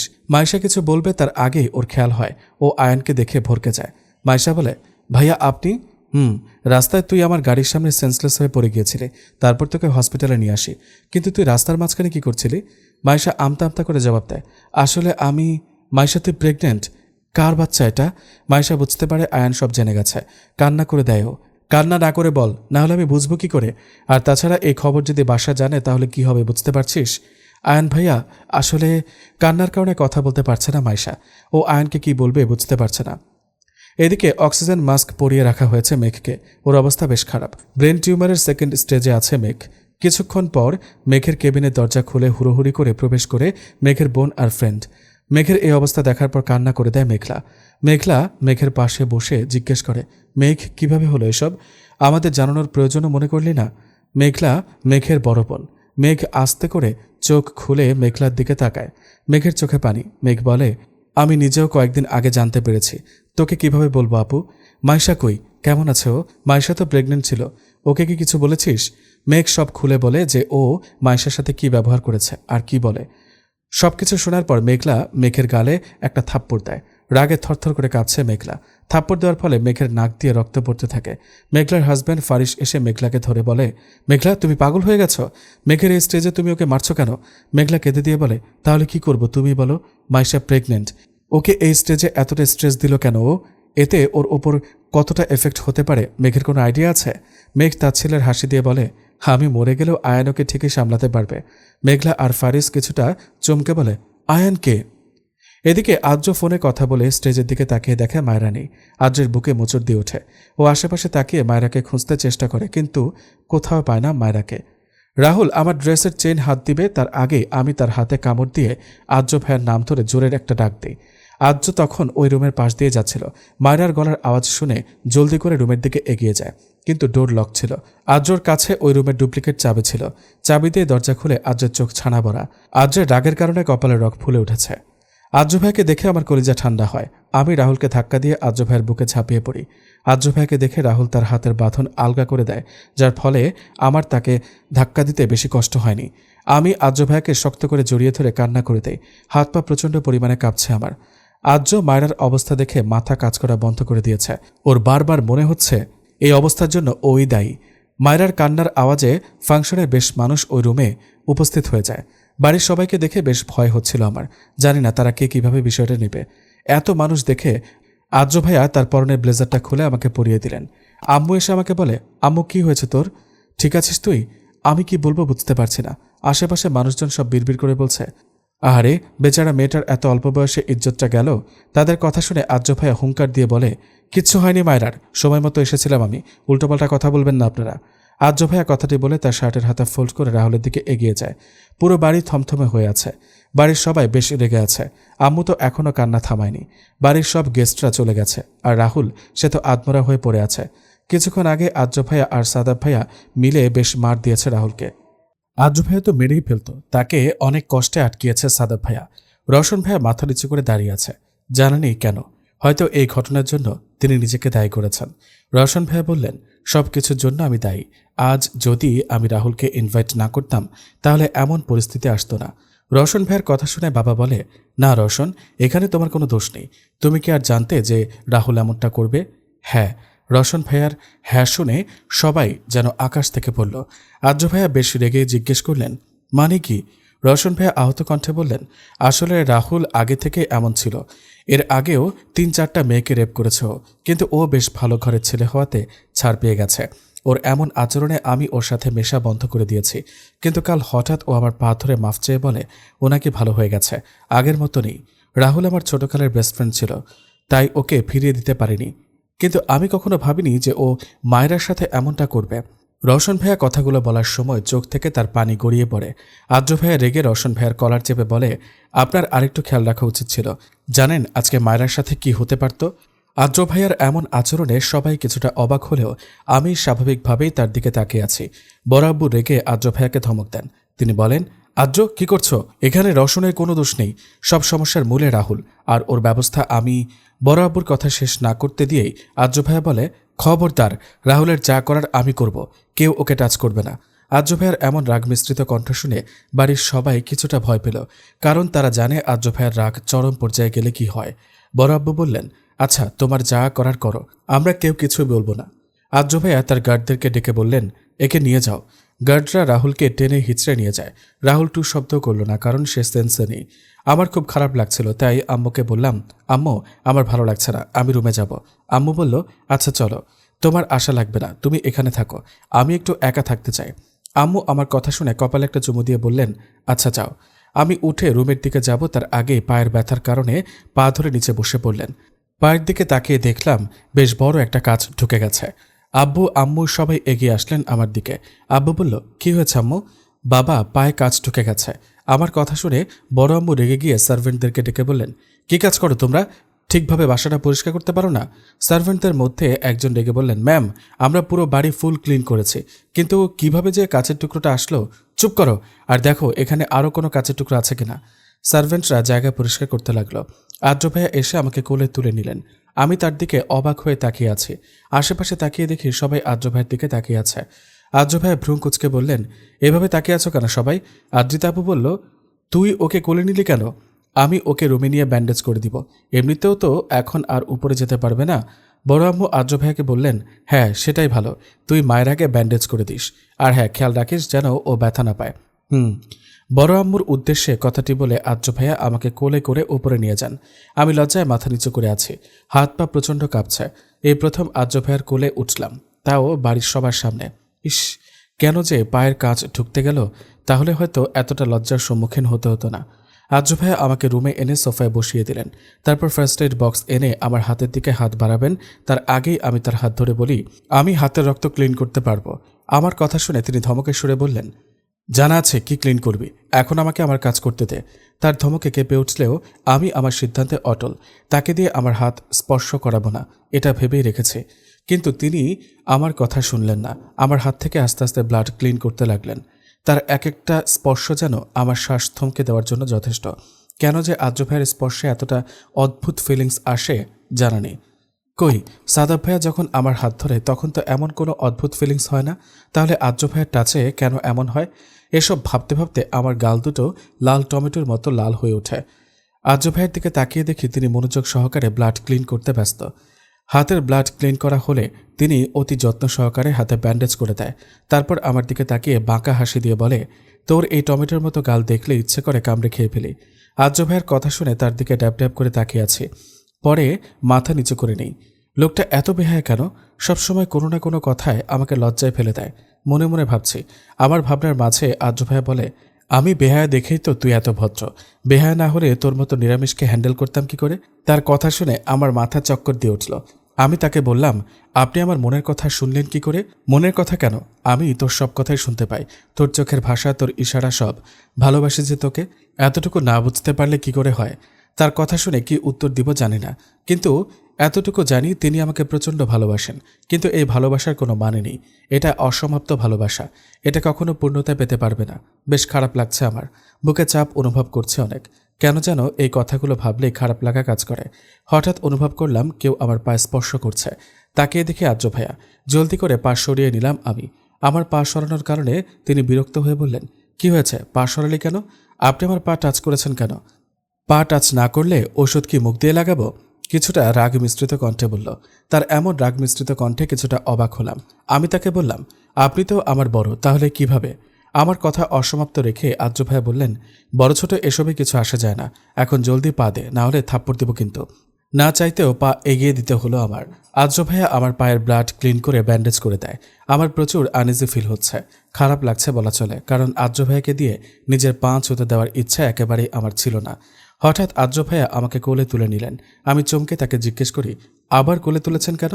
তিনি আমাকে কিছু না বলে বাইরে নিয়ে যেতে থাকে। আমি তাকে বারবার জিজ্ঞেস করছি কই নিয়ে যাচ্ছেন। তিনি কোনো উত্তর দিলেন না। নিচে এসে আমাদের আবার এভাবে দেখে আদ্রিতা আপু ভ্রু কুঁচকায়।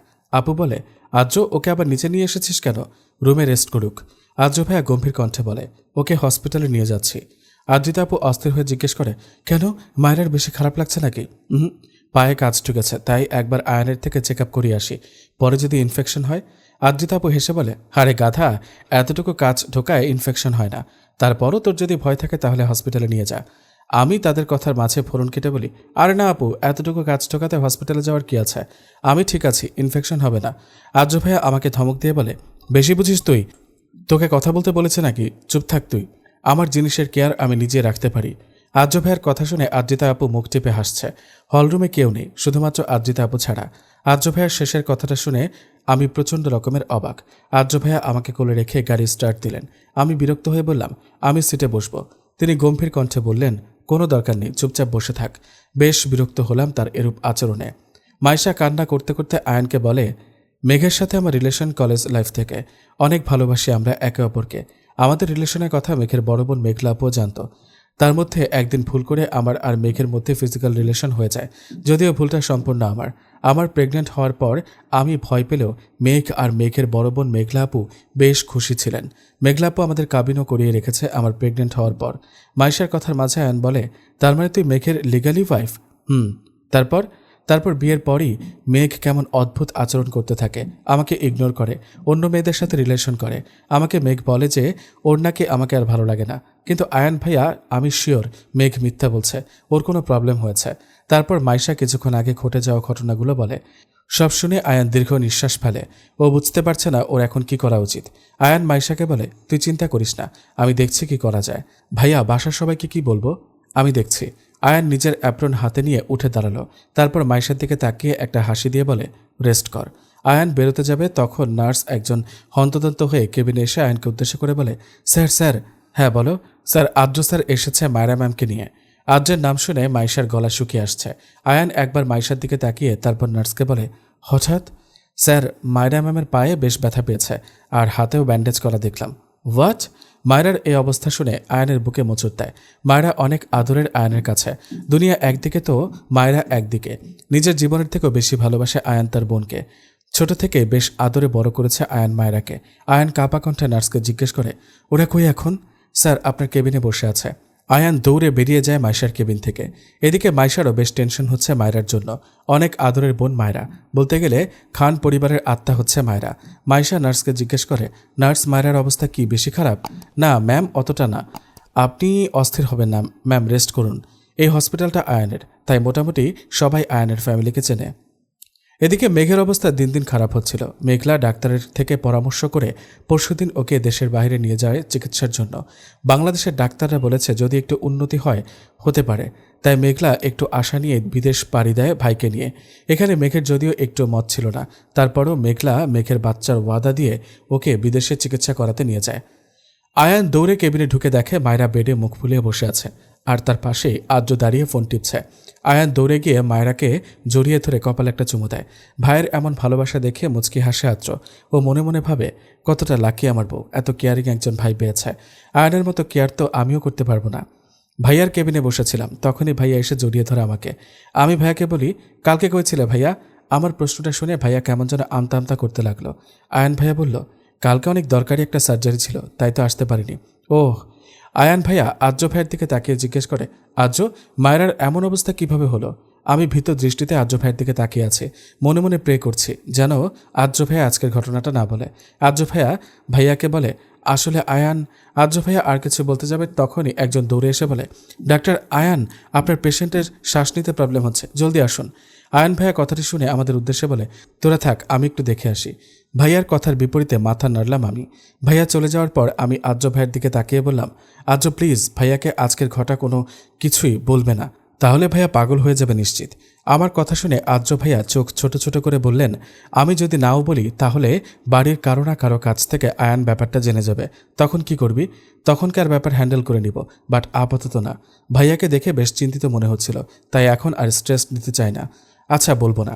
আদ্র ভাইয়ের কথা শুনে প্রশান্তির শ্বাস ফেললাম। আমি বসেছিলাম, তখনই ফোনে একটা মেসেজ আসে আমার। মেসেজটা দেখে কপালে বিন্দু বিন্দু ঘাম জমা হয় আমার, আর মনের ভেতরে জাগে আদ্র ভাইয়াকে হারিয়ে ফেলার ভয়। এবার হয়তো আদ্র ভাইয়াকে হারিয়ে ফেলবো আমি। মেসেজটার দিকে তাকিয়ে কয়েক ফোঁটা অশ্রু বিসর্জন দিলাম আমি। আমার মেসেজটা দেখে বেশ ভয় হচ্ছিল। মেসেজটা ছিল তূর্ণার। তূর্ণার সম্পর্কে আমার ফুফাতো বোন হয়। আব্বুরা মোট 3 ভাই 1 বোন, তার মধ্যে তূর্ণার আম্মু মানে আমার ফুপি, সে হচ্ছে সবার ছোট। তূর্ণা মেসেজটা পাঠিয়েছে, মায়ু, আমরা আগামী মাসে বিডিতে ব্যাক করছি, তাই তৈরি থাকিস। বিডিতে আসা মাত্রই আমার আর আদ্রর বিয়ে হবে। বিয়ের কথাটা শুনে একটুও চমকালাম না, কারণ তূর্ণা আর আদ্র ভাইয়ের বিয়ে আগে থেকে ঠিক হয়ে আছে, যদিও আদ্র ভাইয়া এই বিয়ের সম্পর্কে কিছু জানে না। আমার মনে মাঝে মাঝে একটা প্রশ্ন উদয় হয়, সেটা হচ্ছে, যদি তূর্ণার সাথে আদ্র ভাইয়ার ব্যাপারটা আদ্র ভাইয়া জানতে পারে, তাহলে কি ভাইয়া আমাকে ভুলে যাবে? এই প্রশ্নটা যখনই মাথায় আসে আমার তখনই বুকে এক প্রকার চাপ অনুভব হয়। জানি না কেন, হয়তো তার প্রতি মায়া জন্মে গেছে। এসব ভাবার সময় কখন যে চোখটা ভিজে এসেছে খেয়ালই নেই। কিছুক্ষণ পর আয়ান ভাইয়া এসে আমার হাত পায়ের ব্যান্ডেজ খুলে আবার নতুন করে কিছু মেডিসিন লাগিয়ে দিয়ে ব্যান্ডেজ করে দিলেন। আয়ান ভাইয়া আদ্র ভাইয়াকে জিজ্ঞেস করলেন, কি হলো আদ্র, বল, কিভাবে মায়রার এমন অবস্থা হলো? আদ্র ভাইয়া আমার দিকে তাকিয়ে অদ্ভুত হাসলেন। এই হাসির অর্থ জানা নেই আমার। আদ্র ভাইয়া বললেন, জানিস না তোর বোন কতটা কেয়ারলেস? তেমনভাবে কেয়ারলেসভাবে চলতে গিয়ে এটা করিয়েছে। আদ্র ভাইয়ের কথা শুনে ভাইয়া আমার দিকে চোখ গরম করে তাকালেন। আমার প্রচুর রাগ লাগছে আদ্র ভাইয়ের প্রতি। তিনি কেন এটা বললেন? অন্য কিছু তো বলতে পারতেন। এখন ভাইয়া আমাকে তার মহামূল্যবান ডাক্তারি লেকচার শোনাবে। আমি আদ্র ভাইয়ের দিকে তাকিয়ে দেখলাম তিনি মুখ টিপে হাসছে। আয়ান ভাইয়া বেশ কিছুক্ষণ তার লেকচার দিয়ে আমাদের যেতে বললেন। আদ্র ভাইয়া আমাকে কোলে করে গাড়িতে নিয়ে বসালেন। গাড়িতে বসানো মাত্রই আমি তার কলার টেনে বলি, আপনার দরকার কি ছিল ভাইয়াকে এটা বলার? অন্য কিছু তো বলতে পারতেন। My wish, none of your business. Got it? কথাটি বলে আমার হাত থেকে নিজের কলার ছাড়িয়ে নিয়ে ড্রাইভিংয়ে মন দিলেন। প্রচুর রাগ লাগছে আমার, কিন্তু কিছু তো আর করার নেই। 1 সপ্তাহ পর হাত পায়ের ক্ষত ঠিক হয়ে গেছে। এখন আমি একা একাই চলাফেরা করতে পারি। এই কয়েকদিনে আদ্র ভাইয়া একদম পাল্টে গেছে। আগের থেকেও বেশ গম্ভীর হয়ে গেছে। কেউ ওনার সামনে গেলেই ধমক দেয়, কোনো কারণ ছাড়াই।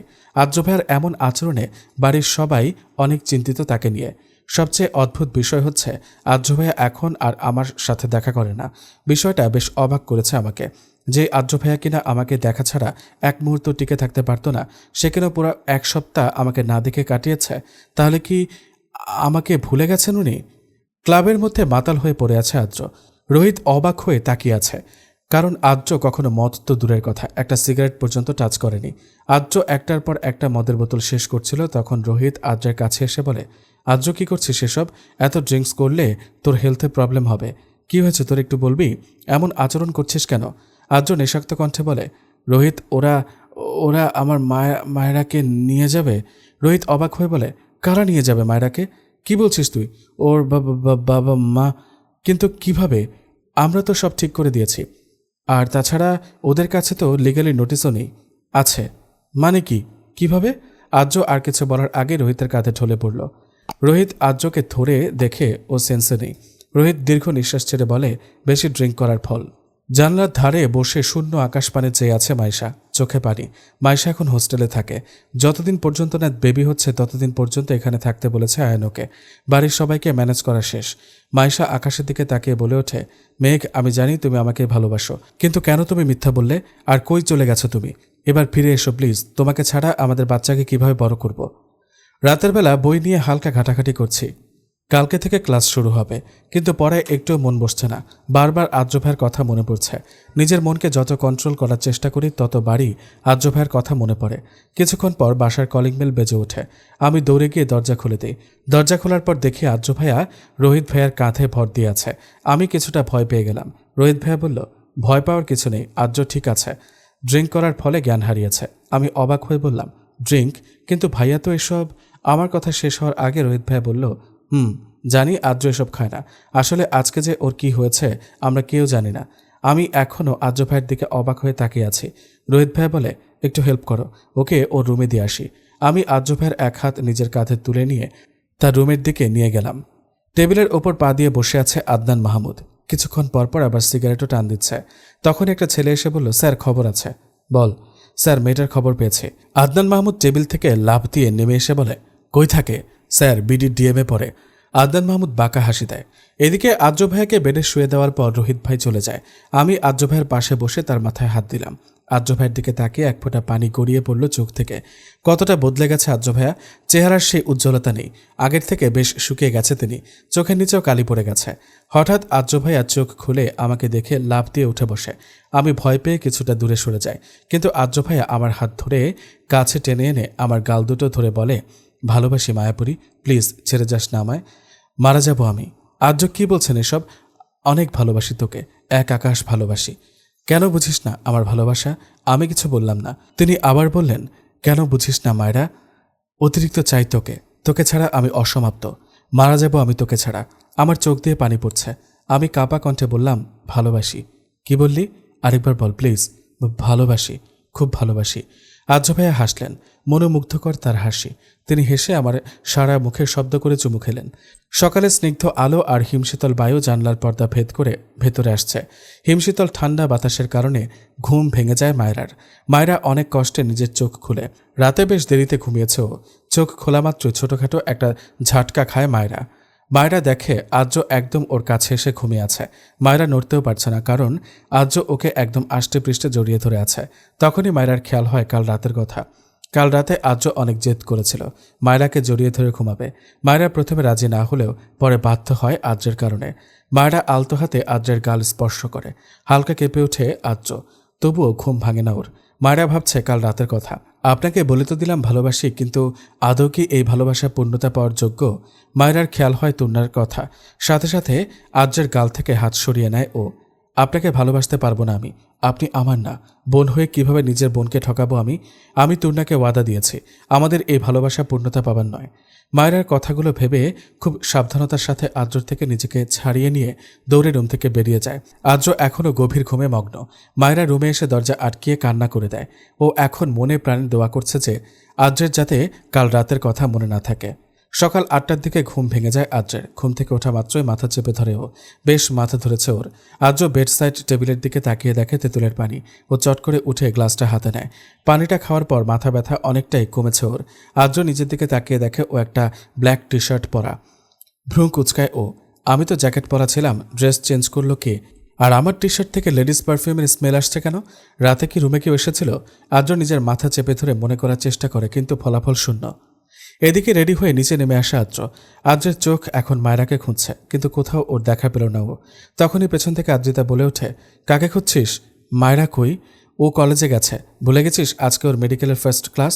শিট, আপু আমি বেরোচ্ছি বলেই দৌড়ে বাইরে চলে যায় আদ্র। বাইক নিয়ে রাস্তার টং দোকানের পাশে দাঁড়িয়ে আছে আয়ান। কারণ একটাই, জান্নাতের সাথে দেখা করা। জান্নাত হচ্ছে আয়ানের একমাত্র ভালোবাসার মানুষ। সেদিন ছাদে বলা কথাটা জান্নাতকে উদ্দেশ্য করেই বলেছিল ও। জান্নাতের বাসা আর আয়ানদের বাসা একদম অ্যাটাচ করা। জান্নাত কখনোই আয়ানকে পছন্দ করে না, এমনকি পছন্দ তো দূর, জান্নাত আয়ানকে দেখলেই কেন যেন রেগে যায়। কারণটা অজানা আয়ানের কাছে। প্রায় 10 বছর ধরে জান্নাতের পেছনে ঘুরছে আয়ান, কিন্তু আজ পর্যন্ত কোনো লাভ হয়নি। আয়ান জান্নাতের কথা ভাবছিল, ঠিক তখনই রাস্তার পাশ দিয়ে হেঁটে যাচ্ছিল জান্নাত কলেজের উদ্দেশ্যে। জান্নাতকে দেখা মাত্র আয়ান মুচকি হাসে, কিন্তু আয়ানের হাসি মুখে বেশিক্ষণ টিকল না। যদি ভালো লেগে থাকে অবশ্যই গল্পটিতে লাইক দিবেন, কমেন্ট করবেন, শেয়ার করবেন এবং অবশ্যই সাবস্ক্রাইব করবেন। কয়েকজন ছেলে এসে আয়ানের মাথায় রড দিয়ে বাড়ি মারে। রাস্তায় লুটিয়ে পড়ে ও। পুরো রাস্তায় আয়ানের রক্ত গড়াগড়ি খাচ্ছে। আয়ান জান্নাতের দিকে তাকিয়ে দেখে জান্নাত বিজয়ের হাসি দিচ্ছে। আয়ান বুঝতে পারে কাজটা জান্নাতই ঘটিয়েছে। আয়ান অজ্ঞান হওয়ার আগে বিড়বিড় করে বলে, বুঝবে একদিন আমার শূন্যতা, যেদিন থাকবো না আমি তোমার কাছে। আজ হাসছো, সেদিন কাঁদবে। হ্যাঁ, আমার জন্যই কাঁদবে সেদিন। হয়তো দেরি হবে একটু, কিন্তু তাতে কি? আমার ভালোবাসা তো একটু হলেও সার্থক হবে। কথাগুলো বলে একটা দীর্ঘশ্বাস ছেড়ে আজীবনের মতো চুপ হয়ে যায় ও। এদিকে মেঘের অবস্থা দিনকে দিন খারাপ হচ্ছে। ডক্টররা প্রায় আশা ছেড়ে দিয়েছে বলা চলে। মেঘের ব্রেন অপারেশন করা হলেও বাঁচতে পারে, কিন্তু মেঘের অবস্থা এতটাই খারাপ যে মেঘকে একটা ইঞ্জেকশন দিতে হলে 10 বার ভাবতে হয়। সেখানে অপারেশন করাটা বেশ কঠিন। মেঘের পাশে বসেছিল মেঘলা। চোখে ওর মেঘকে হারানোর তীব্র ভয়। মেঘ অনেক কষ্ট করে মেঘলাকে বলে, আপু প্লিজ ডক্টরকে বলো না আমাকে আর কয়েক মাস বাঁচিয়ে রাখতে। আমি আমার বাচ্চাকে দেখে মরতে চাই, প্লিজ আপু। মেঘলা কি বলবে জানা নেই। ও ঠোঁট কামড়ে কান্না করেই যাচ্ছে। মায়রা কলেজে এসে আশেপাশে ঘুরে দেখছে। তখনই কেউ পেছন থেকে ওর চোখ আঁকড়ে ধরে। মায়রা হকচকে ওঠে, কিন্তু পরক্ষণে ও মুচকে হাসি দিয়ে বলে, আয়না তুই? আয়না মায়রার চোখ ছেড়ে ওর সামনে এসে মন খারাপ করে দাঁড়ায়। আয়না বলে, প্রত্যেকবার কিভাবে বুঝে যাস এটা আমি সোলমেট যে? কবে দেশে আসলি? আজকেই। আর এখানেই ভর্তি হয়েছে। মায়রা খুশি হয়ে আয়নাকে জড়িয়ে ধরে বলে, সত্যি? হ্যাঁ। তখনই পেছন থেকে রেহান বলে ওঠে, আমাকে তো এখন চিনেই না কেউ, আমি তো রাস্তার মানুষ, তাই না? আয়না হেসে বলে, না তুমি রাস্তার ভিখারি। পরে আয়না আর মায়রা দুজনই খিলখিল করে হেসে দেয়। মায়রা হাসি থামিয়ে বলে, কেমন আছো ভাইয়া? কেমন আর থাকবো বলো, তোমার ফ্রেন্ড তো আমার জীবনটাকে পুরো নরক বানিয়ে ফেলেছে। আয়না রেগে বলে, কি বললে? আয়নের হাত ধরে একাধারে কেঁদে যাচ্ছে মায়রা। অতিরিক্ত কাদার ফলে চোখগুলো রক্তবরণ ধারণ করেছে মায়রার। আদ্র বিরক্ত নিয়ে তাকিয়ে আছে মায়রার দিকে। ওর মতে ডাক্তার তো বলেছে যে আয়ান ঠিক হয়ে যাবে, তারপরেও এত কাদার কারণ খুঁজে পাচ্ছে না আদ্র মায়রার কাছে এসে বলে, মায়রা কান্না বন্ধ কর। ডাক্তার তো বলেছেনই আয়ান ঠিক হয়ে যাবে, তারপরও এত কান্না করার কি আছে? নিশ্চুপ রয়েছে মায়রা। মায়রা আমি তোকে থামতে বলেছি। মায়রা কান্না না থামিয়ে নিজের মতো করে কেঁদে যাচ্ছে। আর্দ্র রেগে মায়রার হাত ধরে টান দিয়ে কেবিন থেকে বাইরে নিয়ে যায়। বাইরে আসা মাত্রই দেখে ওদের বাড়ির সবাই অস্থির হয়ে দৌড়ে আসছে। আর্দ্র ওনাদের দিকে তাকিয়ে বললেন, ভেতরে যান, আমি আসছি বলে মায়রাকে টানতে টানতে নিয়ে যায়। মায়রা কিছু বলতে পারছে না, ও এখনও আয়নের অ্যাক্সিডেন্টের শক কাটিয়ে উঠতে পারেনি। আদ্র আর মায়রার দিকে অবাক চোখে তাকিয়ে আছে মায়রার বাবা। তিনি বললেন, আদ্র মায়রাকে এভাবে টেনে কই নিয়ে যাচ্ছে? আদ্রিতা আমতা আমতা করে বলে, আরে চাচ্চু ওইটা ওদের ব্যাপার, ওদের ওপরই ছেড়ে দাও। মায়রার বাবা ভ্রুঙ্কুচকে বলে, ওদের ব্যাপার মানে? চাচ্চু ছাড়ো তো, এখন আয়ানকে দেখতে চলো। আদ্রিতা ভুংভাং বুঝিয়ে আয়ানকে দেখতে নিয়ে যায়। আয়ানের মাথার ক্ষত অতটা গভীর নয়, তাই এ যাত্রায় বেঁচে যায়। আপাতত ওকে অজ্ঞান করে রাখা হয়েছে। আর্দ্র মায়রাকে হসপিটালের ছাদে নিয়ে এসে রেলিংয়ের সাথে চেপে ধরে। আর্দ্র রাগান্বিত দৃষ্টি নিক্ষেপ করে আছে মায়রার দিকে, কিন্তু আজ কেন যেন মায়রা এই দৃষ্টিটাকে ভয় পাচ্ছে না। নিজের ভাইয়ের চিন্তায় বিভোর ও। আর্দ্র মায়রাকে ক্রোধান্বিত স্বরে ধমক দিয়ে বললেন, প্রবলেম কি তোর? কান্না থামাতে বলেছি, শুনছিস না? কথার অবাধ্য হতে বেশ ভালো লাগে না তোর? আদ্রের ক্রোধান্বিত স্বর শুনে মায়রাকে কাঁপাতে বাধ্য করে। ও এতক্ষণ মাথা নিচু করেছিল, এবার ধীরে ধীরে মাথা উঁচু করে আদ্রের দিকে অশ্রুসিক্ত নয়নে তাকায়। মায়রার এমন দৃষ্টিতে আদ্রের বুকে ঝড় বয়ে যায়। মায়রার গাল ঠোঁট সহ পুরো মুখ লাল গোলাপি বর্ণ ধারণ করেছে। আদ্র এক দৃষ্টিতে মায়রার ঠোঁটের দিকে নিঃস্বার্থভাবে তাকিয়ে আছে। বেশ টানছে ওকে মায়রার গোলাপি ঠোঁট জোড়া। আদ্রের দৃষ্টি বুঝতে পেরে মায়রা ওর বাম হাত দিয়ে আদ্রের বুক স্পর্শ করে নিজের থেকে হালকা দূরে সরিয়ে দেয়। মায়রার স্পর্শে আদ্রের হুঁশ ফিরে। ও মায়রার থেকে নজর সরিয়ে অন্যদিকে তাকায়, না হলে নিজেকে সামলাতে পারবে না শিওর। আদ্র বাইরের দিকে দৃষ্টি দিয়ে মায়রার উদ্দেশ্যে বলে, কেঁদে নিজের চোখের পানি অপচয় করার কোনো লজিকই দেখছি না আমি। তুই কাঁদলে তো আর আয়ান সুস্থ হয়ে উঠবে না, তাই না? আর তাছাড়া ডাক্তার তো বলেছিনি যে আয়ান ঠিক হয়ে যাবে। মায়রা কান্না থামিয়ে মাথা নিচু করে দাঁড়িয়ে আছে। মায়রার কান্নার কারণ শুধু আয়ান না, অন্য কারণ আছে, তা তো আর আদ্র জানে না। আদ্র আবার বলে, তুর্না এসেছে শুনলাম। মায়রার বুক ধক করে ওঠে। মায়রার কান্নার অন্য একটি কারণ হচ্ছে তুর্না। আজ দুপুরের দিকে তুর্নার ফ্যামিলি দেশে এসেছে। খবরটা জানা মাত্রই মায়রার মন ছটফট করতে থাকে। মায়রা কাঁপা কণ্ঠে বলে, আর্দ্র বাহির থেকে দৃষ্টি সরিয়ে মায়রার দিকে তাকায়। ভ্রুযুগল কুচকায়িত আদ্রের। অন্ধকারে মায়রা স্পষ্ট আদ্রের মুখে বিরক্তির ছাপ বুঝতে পারছে, কিন্তু কারণটা জানা নেই। মায়রা মনে মনে নিজেকে প্রশ্ন করে, তুর্নার কথাতে আদ্র ভাই বিরক্ত হলো কেন? আদ্র বিরক্ত স্বরে বলে, প্রচুর জ্বালায় মেয়েটা। ওইটা মেয়ে নাকি সুপার গ্লু কে জানে, সবসময় আঠার মতো চিপকে থাকে, বিরক্তিকর একটা। আদ্রের কথায় মায়রা হাসে, মন খুলে হাসে। আদ্রের কথায় যতটা মজা পেয়েছে তার থেকে বেশি খুশি হয়েছে এই ভেবে যে আদ্র ভাইয়াও তাহলে মায়রাকে ভালোবাসে না। শত কষ্টের মাঝেও একটু হলেও শান্তি অনুভব করে মায়রা, কিন্তু এই শান্তিটুকু হয়তো বেশিক্ষণ টিকবে না ওর কপালে। মায়রার হাসির দিকে মুগ্ধ দৃষ্টিতে চেয়ে আছে আদ্র। চোখের পলক পড়ছে না ওর। চোখের পলক পড়লে যেন মায়রা হারিয়ে যাবে, তার ভয়ে চোখের পলক ফেলছে না। আদ্রের উইকনেস হচ্ছে মায়রার হাসি। মায়রা যদি মুচকি হেসে ওর কাছে কোনো আবদার করে, তাহলে সেটা ফেরানোর সাধ্য আদ্রের নেই। আদ্র অন্যমনস্ক হয়ে মায়রার হাসির দিকে তাকিয়ে বলে, তোর হাসিটা অনেক সুন্দর, এমনভাবে আর হাসিস না, তাহলে আমাকে অকালেই ওপরের টিকিট কাটতে হবে। আদ্রের কথাটা শোনা মাত্রই মায়রার হাসা বন্ধ হয়ে যায়, সাথে সাথে ওর গাল দুটো লাল বর্ণ ধারণ করে। মায়রার এটা ছোটবেলার স্বভাব, কেউ ওর একটু প্রশংসা করলে ও লজ্জায় কুঁকড়ে যায়। মায়রা মাথা নিচু করে আঙুল মোচড়াতে থাকে। মায়রার লাল গালগুলো দেখে নিজেকে আর কন্ট্রোল করতে পারে না আদ্র। ও মায়রার সামনে গিয়ে ওর গাল দুটো নিজ হাতে ধরে দুই গালে দুটো কামড় দিয়ে চুমু দেয়। তারপর সাথে সাথে মায়রার থেকে দূরে সরে যায়। আদ্রের এহেন কাণ্ডে মায়রা অবাক হয়ে তাকিয়ে আছে ওর দিকে। মাইশার প্রেগন্যান্সির আজ 4 মাস সম্পূর্ণ হলো, তাই আজকে আবার নতুন করে চেক আপ করাতে এসেছে ও। মাইশা ডাক্তারের কাছে বসে আছে। ডাক্তার ওকে দেখা মাত্র জিজ্ঞেস করে, আরে মাইশা যে, তা মেঘের কি অবস্থা? দেশে এসেছে নাকি? মানে মেঘের তো ব্রেন টিউমার ছিল, আমার কাছে চিকিৎসা করাচ্ছিল ও, কিন্তু ওর অবস্থা বেশ খারাপ ছিল, তাই বিদেশ নিতে বলেছিলাম। ডাক্তারের কথা শুনে অজ্ঞান হয়ে যায় মাইশা। হসপিটালের ছাদে চুপচাপ দাঁড়িয়ে আছে মায়রা। আদ্র ফোনে কথা বলায় ব্যস্ত। মায়রা রেলিং ধরে দাঁড়িয়ে ঢাকার ব্যস্ত নগরী দেখছে। হঠাৎই ঝুম বৃষ্টি শুরু হয়। বৃষ্টির কারণে আদ্র তাড়াতাড়ি ফোনে কথা বলে মায়রার কাছে এগিয়ে যায়। আদ্র মায়রার কাছে গিয়ে দেখে মায়রা পুরো ভিজে গেছে, শীতে কাঁপছেও। আদ্র মায়রার কাছে এগিয়ে বলে, চল সাইডে দাঁড়াই, এই অবস্থাতে নিচে যাওয়া যাবে না। মায়রা আর আদ্র ছাদের এক সাইডে এসে দাঁড়ায়। শীতে প্রচণ্ড কাঁপছে মায়রা। আদ্র মায়রার পেছনে গিয়ে ওকে জড়িয়ে ধরে। আদ্র মায়রাকে পেছন থেকে জড়িয়ে ধরার পর মায়রা শিউরে ওঠে। সারা শরীর অদ্ভুতভাবে কেঁপে ওঠে মায়রার। মায়রার কাঁপুনির কারণে আদ্র মায়রাকে আরেকটু জোরে জড়িয়ে ধরে। আদ্র মায়রার কানের কাছে গিয়ে বলে, বেশি ঠান্ডা লাগছে? আদ্রের এমন শীতল কণ্ঠ শুনে আরেক দফা কেঁপে ওঠে মায়রা। ও মাথা নিচু করে বলে, নিচে চলুন প্লিজ। আদ্র মায়রাকে ছেড়ে দেয়, তারপর নিজের পরনের শার্টটা খুলে মায়রাকে পরিয়ে দেয়। আদ্রের শরীরে এখন শুধুমাত্র একটা পাতলা গ্রে কালারের টি শার্ট আছে। আদ্র মায়রাকে শার্টটা পরিয়ে দিয়ে বলে, এখন চল। মায়রা ইতস্তত বোধ করে বলে, আপনার ঠান্ডা লাগছে না? মায়রার প্রশ্ন শুনে আদ্র স্মিত হাসে। চল। মায়রা হাফ ছেড়ে নিচে যাওয়ার উদ্দেশ্যে পা বাড়ায়। জান্নাত নিজের রুমে অস্থিরভাবে পায়চারি করছে। ওর অস্থিরতার একটাই কারণ, আর সেটা হচ্ছে আয়ান। কিন্তু জান্নাত ভেবে পাচ্ছে না কেন ও আয়ানকে নিয়ে এতটা চিন্তিত। ও তো নিজেই চেয়েছিল যে আয়ান মারা যাক, তাহলে এখন কেন আয়ানের জন্য খারাপ লাগছে? জান্নাত কথাগুলো ভাবছিল, তখনই ওর আম্মু ওর রুমে প্রবেশ করে। তিনি জান্নাতকে উদ্দেশ্য করে বলেন, এভাবে পায়চারি করছিস কেন জান্নাত? জান্নাত মায়ের দিকে অপরাধমূলক দৃষ্টিতে তাকায়। জান্নাতের আম্মু জান্নাতের এমন দৃষ্টিতে কিছুটা চিন্তিত হন। জান্নাতের আম্মু চিন্তিত সুরে বলেন, কি হয়েছে জান্নাত, তোকে এমন দেখাচ্ছে কেন? ঠিক আছিস তুই? কিছু কি হয়েছে? জান্নাত মায়ের হাত ধরে বেডে বসিয়ে মায়ের কোলে মাথা রেখে শুয়ে পড়ে। জান্নাত হাত দিয়ে ওর আম্মুকে ইশারা করে বলে মাথায় বিলি কেটে দিতে। জান্নাতের আম্মু তাই করেন। জান্নাত এবার মুখ খুলে ও বলে, আচ্ছা আম্মু, নিজের ভালোর জন্য কোনো খারাপ কাজ করলে কি খুব বেশি ক্ষতি হয়? মেয়ের এমন প্রশ্নে জান্নাতের আম্মু কিছুটা চমকায়। তিনি বলেন, নিজের ভালোর জন্য কোনো খারাপ কাজ করা ঠিক না, তাহলে এটা স্বার্থপরতার পরিচয় বহন করে। যদি পারো তাহলে ব্যাপারটা সংশোধন করার চেষ্টা করো, কিন্তু খারাপ কাজ করা ঠিক না।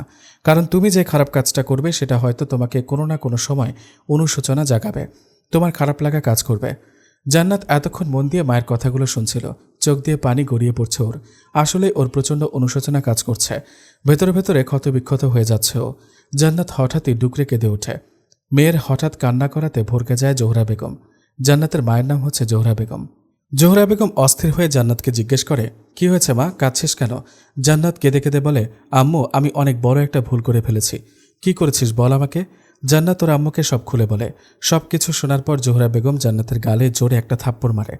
থাপ্পড়ের শব্দ শুনে পাশের রুম থেকে জান্নাতের বাবা দৌড়ে আসে। তিনি এসে জান্নাতকে আগলে নিয়ে জোহরা বেগম রক্তচক্ষু দৃষ্টি নিক্ষেপ করে বলে, কি হলো, মেয়েটাকে মারছো কেন? কেন মেরেছি ওকে জিজ্ঞেস করো। ছি, আমার তো লজ্জা করছে, আমি তোর মতো একটা মেয়েকে পেটে ধরেছি। এতটা নীচ তুই কিভাবে হলি জান্নাত? জান্নাত মায়ের রাগী কণ্ঠস্বর শুনে জোরে কান্না করে দেয়। এদিকে মায়েরা আর আদ্র নিচে নামা মাত্রই কোথা থেকে যেন তুর্না দৌড়ে এসে আদ্রকে জড়িয়ে ধরে। কইছিলে Adra, I miss you so much. মায়েরা আর আদ্র দুজনেই অবাক তুর্নাকে এই সময় এখানে দেখে। তার থেকেও বেশি অবাক তুর্নার ড্রেস আপ দেখে। তুর্নার পরনে একটা 3 কোয়ার্টার প্যান্ট আর খুব ছোট একটা স্লিভলেস শার্ট। তার থেকেও বড় কথা, শার্টের প্রথম 2টা বোতাম খোলা। আদ্র বিরক্ত হয়ে তুর্নার থেকে নিজেকে ছাড়িয়ে নেয়। আদ্র তুর্নাকে একটা ধমক দিয়ে বলে, এসব কি তুর্না, পাবলিক প্লেসে এভাবে জড়িয়ে ধরছিস কেন? মাথায় আদ্র সম্পূর্ণ কথা শেষ করার আগে তুর্নার ড্রেস আপ দেখে লজ্জায় মাথা নামিয়ে নেয়। আদ্রের রাগও লাগছে বেশ, কিন্তু হসপিটালে সিন ক্রিয়েট করা ঠিক হবে না ভেবে চুপ আছে। তুর্না ঢং করে বলে, কি হলো জান, কথা বলছো না কেন? আর তুমি মাথা নিচু করে আছো কেন? আদ্রের ইচ্ছে করছে তুর্নাকে একটা থাপ্পড় মারতে, কিন্তু ও এটা করতে পারছে না, কারণ এটা পাবলিক প্লেস। এখানে তুর্নাকে জোরে একটা ধমক দিলেও মানুষ জড়ো হয়ে ভিডিও করা শুরু করবে। আদ্র মায়ের দিকে তাকিয়ে বলে, ওকে বলে দিস ড্রেস চেঞ্জ করতে। কথাটা বলেই সেখান থেকে হনহনিয়ে চলে যায় আদ্র। মায়েরা আদ্রের যাওয়ার দিকে তাকিয়ে বড় করে একটা নিঃশ্বাস ফেলে। আদ্রকে আর কিছুক্ষণ তুর্নার পাশে দেখলে ও দম বন্ধ মৃত্যুবরণ করত নিশ্চিত। তুর্না মায়েরাকে বলে, আদ্র আমাকে দেখলই না, কত কষ্ট করে পার্লার থেকে সেজে এসেছিলাম। ধ্যাত। মায়েরা হাসলো, মনে মনে হাসলো ও, কারণ তুর্নার সামনে হাসলে নিশ্চিত মেয়েটা ওর 12টা বাজাবে। তুর্না মায়েরার দিকে ভ্রু কুঁচকে তাকায় ও বলে, তোর শরীরে আদ্রের শার্ট কেন? তুর্নার প্রশ্ন শুনে মায়েরা থতমত খেয়ে যায়। মায়েরা চোখ বন্ধ করে নিজেকে সামলে বলে, আসলে বাইরে বৃষ্টি হচ্ছিল, তখন আমি পুরো ভিজে গিয়েছিলাম, তাই এই সামান্য কারণে আদ্র তোকে নিজের পরনের শার্ট দিয়ে দিল। কই, আমি যখন বিডিতে ছিলাম তখন তো আমাকে কখনো নিজের শার্ট দিল না। এটা তোদের ব্যাপার, আমি কিভাবে বলবো? তুর্না হঠাৎ করেই কেন যেন রেগে যায়। ও রেগে বলে, আমার উডবি হাজব্যান্ডের শার্ট তোর শরীরে থাকার কোনো অধিকার নেই। বলেই টান দিয়ে আদ্রের শার্টটা মায়েরার থেকে নিতে যাবে, তখনই আদ্র এসে তুর্নার হাত ধরে। আদ্র তুর্নার দিকে চোখ গরম করে তাকিয়ে বলে, ডোন্ট ডু দিস। আদ্রের চোখ গরম দেখে তুর্না ভয়ে চোখ নামিয়ে নেয়, কারণ আপাতত আদ্রকে বেশ ভয়ঙ্কর লাগছে। আদ্র যখন মায়েরার থেকে নিজের ফোন নিতে এসেছিল তখন মায়েরা আর তুর্নার কথোপকথন শুনে ফেলে। আর যখন তুর্না শার্টটা নিতে যাচ্ছিল তখন কেন জানি আদ্রের রাগ চরম পর্যায়ে চলে যায়। আদ্র মায়েরার হাত ধরে বাহিরে নিয়ে যায়, আর যাওয়ার আগে তুর্নাকে একটা থাপ্পড় মেরে যায়। তুর্না গালে হাত দিয়ে আদ্র আর মায়েরার যাওয়া দেখছে। তুর্না এখনও শক আছে। ও বুঝতে পারছে না আদ্র ওকে থাপ্পড় কেন মারল। মায়েরার জন্য আদ্র আমাকে থাপ্পড় মারল? আমি আর যাই হোক মায়েরাকে বাঁচতে দিতে পারবো না। আদ্র গাড়িতে বসে জোরে জোরে শ্বাস নিচ্ছে। বেশ রাগ লাগছে ওর তুর্নার ওপর। ইচ্ছে করছে তুর্নাকে মেরে ফেলতে। মায়েরা আদ্রের দিকে তাকিয়ে দেখে আদ্রের চোখগুলো বেশ লাল হয়ে আছে, যেন এখনই রক্ত পড়া শুরু করবে। মায়েরা চিন্তিত হয়ে আদ্রকে জিজ্ঞেস করে, আপনি ঠিক আছেন? আদ্র গম্ভীর কণ্ঠে বলে, না। কেন? আদ্র মায়েরার কাছে একটু এগিয়ে এসে বলে, তোর জন্য। আমার জন্য মানে? তুর্না যখন তোর থেকে শার্ট নিচ্ছিল তখন কোনো প্রতিবাদ করলি না কেন? সেই অধিকার আমার নেই, তুর্নার অধিকার ছিল তাই ও নিয়েছে। অধিকারের কথায় কিছুটা অবাক হয় আদ্র। ও ভ্রু কুঁচকে বলে, মানে? বাসার কারো থেকে জেনে নেবেন। কথাটা বলার পর গাড়ি থেকে নেমে একটা রিক্সা ঠিক করে চলে যায় মায়েরা। মায়েরার চোখে পানি স্পষ্টত, যা আদ্রের চোখ এড়ায়নি। আদ্র বেশ অবাক, কি এমন অধিকারের কথা বলল মায়েরা, তা ভাবতে ভাবতে শেষ আদ্র।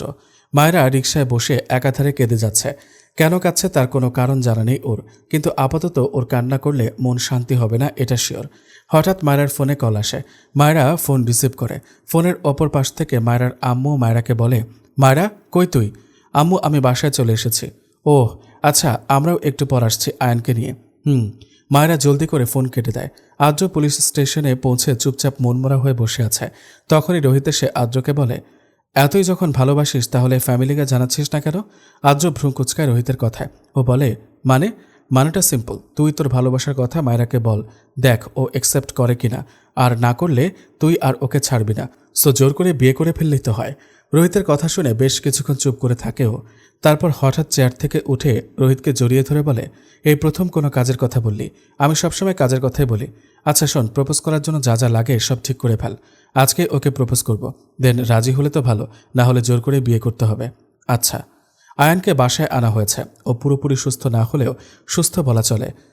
আয়ানকে দেখতে জান্নাতের বাবা মা দুজনই এসেছে। জান্নাতের বাবা মাকে আসতে দেখে সবাই বেশ অবাক, কারণ জান্নাত পরিবারের কেউই কখনো আয়ানদের সাথে কথা বলে না। আজ হঠাৎ আয়ানকে দেখতে আসাতে তারা ব্যাপারটা ঠিক হজম করতে পারছে না। তারপরেও মুখে সৌজন্যতার হাসি ফুটিয়ে তাদের সাথে কথা বলে। মায়েরা চুপচাপ ছাদে দাঁড়িয়ে আছে। চারপাশে অন্ধকার নেমে এসেছে। কিছুক্ষণ পরেই সন্ধ্যা হবে, তাই মায়েরার মনটা বেশ খারাপ। ছাদে আসার আগে যখন বড় মায়ের রুম ক্রস করে আসছিল তখন তাদের কথোপকথন শুনতে পায়। তারা আদ্রের বিয়ে নিয়ে কথা বলছিল। তারা চায় আর অল্প কয়েকদিনের মধ্যেই আদ্র আর তরুণার বিয়েটা যাতে হয়ে যায়। কথাগুলো শোনার পর মায়েরার শ্বাস নিতে কষ্ট হচ্ছিল, তাই তো এই ভর সন্ধ্যাবেলা ছাদে আসে। মায়েরা বাহিরের দিকে দৃষ্টি দিয়ে তাকিয়েছিল। তখন আদ্রিতা ওর ঘাড়ে হাত রেখে বলে, এই ভর সন্ধ্যাবেলা ছাদে কি করছিস মায়েরা? আদ্রিতার কণ্ঠস্বর শুনে মায়েরা পিছে ঘুরে তাকায়। মায়েরা মলিন হাসে আদ্রিতাকে দেখে। মলিন হাসলি যে, মন খারাপ নাকি? ভাইয়ার জন্য চিন্তিত একটু। আরে আয়নের জন্য মন খারাপ করার কি আছে? ডাক্তার তো বলল আয়ন ঠিক হয়ে যাবে। আদ্রিতার ফোনে কল আসাতে ও পাশে চলে যায় কথা বলতে। কথা বলা শেষ হলে আদ্রিতা এসে মায়েরাকে বলে, মায়ু নিচে চল তো জলদি। কেন আপু, কোনো দরকার? অনেক দরকার, জলদি চল। আদ্রিতা জলদি করে মায়েরাকে নিচে নিয়ে যায়। নিচে নামার পর আদ্রিতা মায়েরাকে নিজের রুমে এনে কাবার্ড থেকে ড্রেস এনে মায়েরার হাতে দেয়। মায়েরা তা দেখে ভ্রু কুচকায়। আপু ড্রেস দিচ্ছ কেন? আদ্র তোকে আমাদের বাংলো বাড়িটায় যেতে বলেছে আর্জেন্টলি। কেন? সেটা তো আমাকেও বলেনি, শুধু বলেছে তোকে সুন্দর করে রেডি করে পাঠিয়ে দিতে। মায়েরা মন খারাপ করে বলে, না গেলে হয় না আপু? তুই তো জানিস আদ্র কেমন, ওর কথায় অমান্য করলে কি হবে তা তো জানিসই। মায়েরা শুকনো ঢোক গিলে বলে, মায়েরা ড্রেসগুলো নিয়ে তৈরি হতে চলে যায়। ড্রেস পরে আসার পর আদ্রিতা বেশ সুন্দর করে সাজিয়ে দেয় মায়েরাকে। মায়েরার বিরক্ত লাগছে, কিন্তু তাও ও চুপ আছে, কারণ ও জানে আদ্রের কথার অমান্য করলে আদ্র কি করতে পারে। আদ্রিতা মায়েরাকে রেডি করে আদ্রের পাঠানো গাড়িতে যেতে বলে।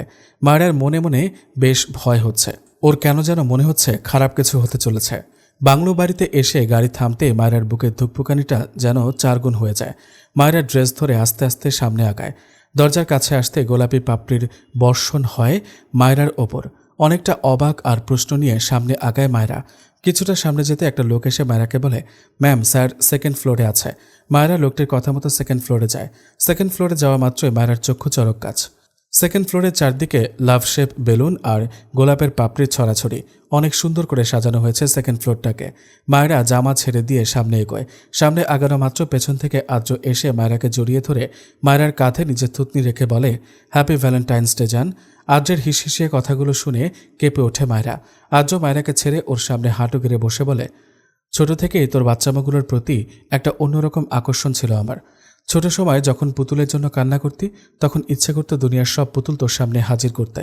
আস্তে আস্তে বয়স বাড়ার সাথে সাথে বুঝতে পারলাম তোকে আমি ভালোবাসি, অতিরিক্ত চাই। দিবি আমাকে একটা সুযোগ? বিশ্বাস কর, কখনো তোকে নিরাশ করব না। মা যেমন তার সন্তানকে আগলে রাখে যে কোনো পরিস্থিতি থেকে, তেমনই তোকে আগলে রাখবো। একটু ভালোবাসবি আমাকে? কথাগুলো বলে অসহায় চোখে তাকিয়ে আছে মায়েরার দিকে আদ্র, ওর উত্তরের আশায়। মায়েরা স্তব্ধ হয়ে আছে। মায়েরা চোখ বন্ধ করে নিজেকে শক্ত করে আদ্রকে বলে, আমি আপনাকে ভালোবাসি না, আর না আপনাকে কোনোদিন ভালোবাসা সম্ভব। আমি অন্য কাউকে ভালোবাসি। তার সাথে আমার 2 বছরের রিলেশন। এমনকি ছেলেটা আপনার থেকে অনেক বেশি হ্যান্ডসাম। একদমে কথাগুলো বলে মায়েরা মাথা উঁচু করে দেখে আদ্রের লাল টকটকের চোখ থেকে পানি পড়ছে। আদ্র কাঁপছে। রাগে কাঁপছে নাকি অন্য কিছু তা জানা নেই মায়েরার। মায়েরার ভয় হচ্ছে খুব। মায়েরা আস্তে আস্তে পিছিয়ে যেতে থাকে। তখনই আদ্র উঠে এসে মায়েরার হাত অনেক শক্ত করে ধরে। এতটাই শক্ত করে ধরেছে হাত এখনও ভাঙেনি, এটাই অনেক। আদ্র কর্কশ কণ্ঠে বলে, আমি জীবিত থাকতে অন্য ছেলের সাথে রিলেশন করিস, সাহস তো কম না তোর? ইচ্ছে করছে তোকে এখনই জ্যান্ত পুঁতে ফেলি। তো করুন না, মানা করেছে কে? আদ্র বাঁকা হাসি দিয়ে বলে, তোকে মেরে ফেললে আমার প্রতিশোধ কিভাবে পূরণ হবে? মায়েরা অনেকটা অবাক হয় আদ্রের কথায়। মায়েরা নিজের কণ্ঠে অবাক স্বর টেনে বলে, প্রতিশোধ? কিসের প্রতিশোধ?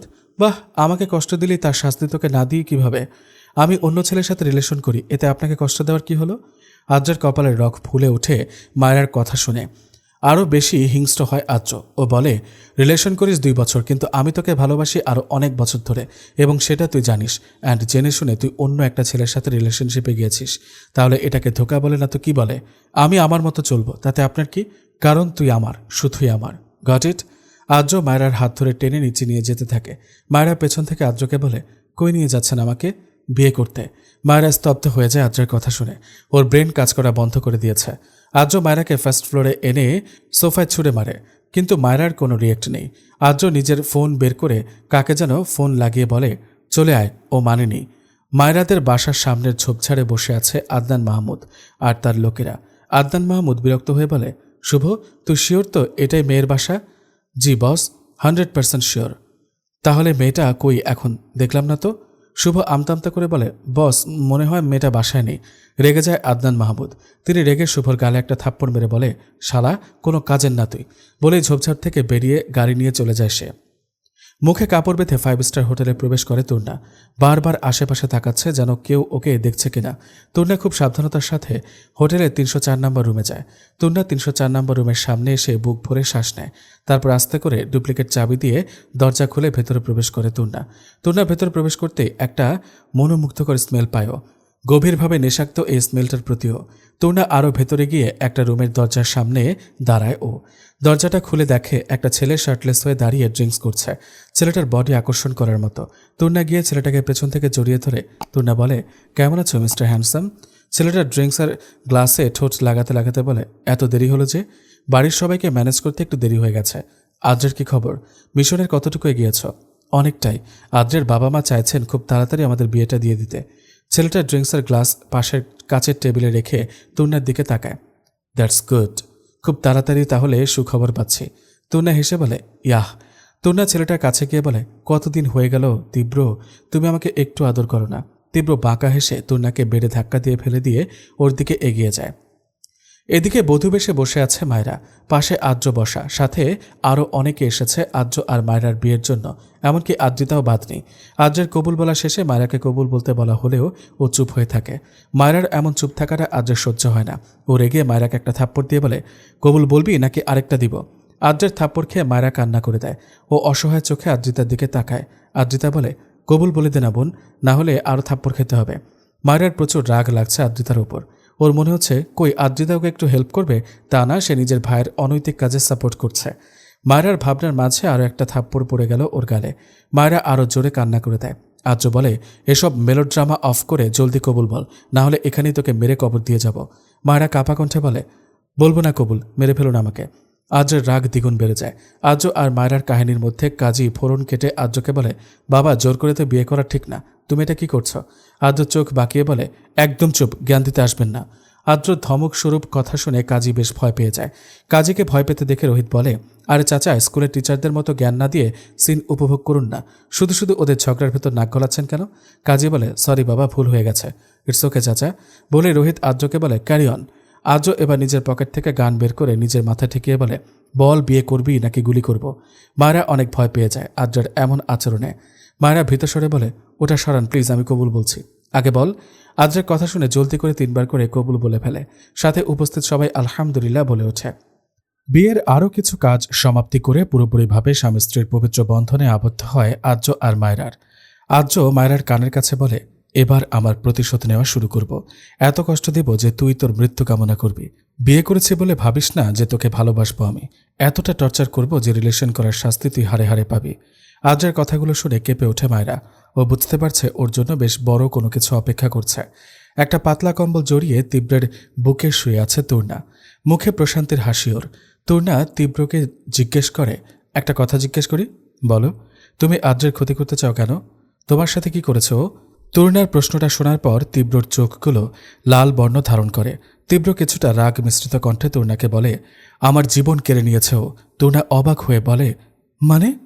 তীব্র কিছু না বলে পাশ থেকে নিজের শার্ট নিয়ে বেরিয়ে যায়।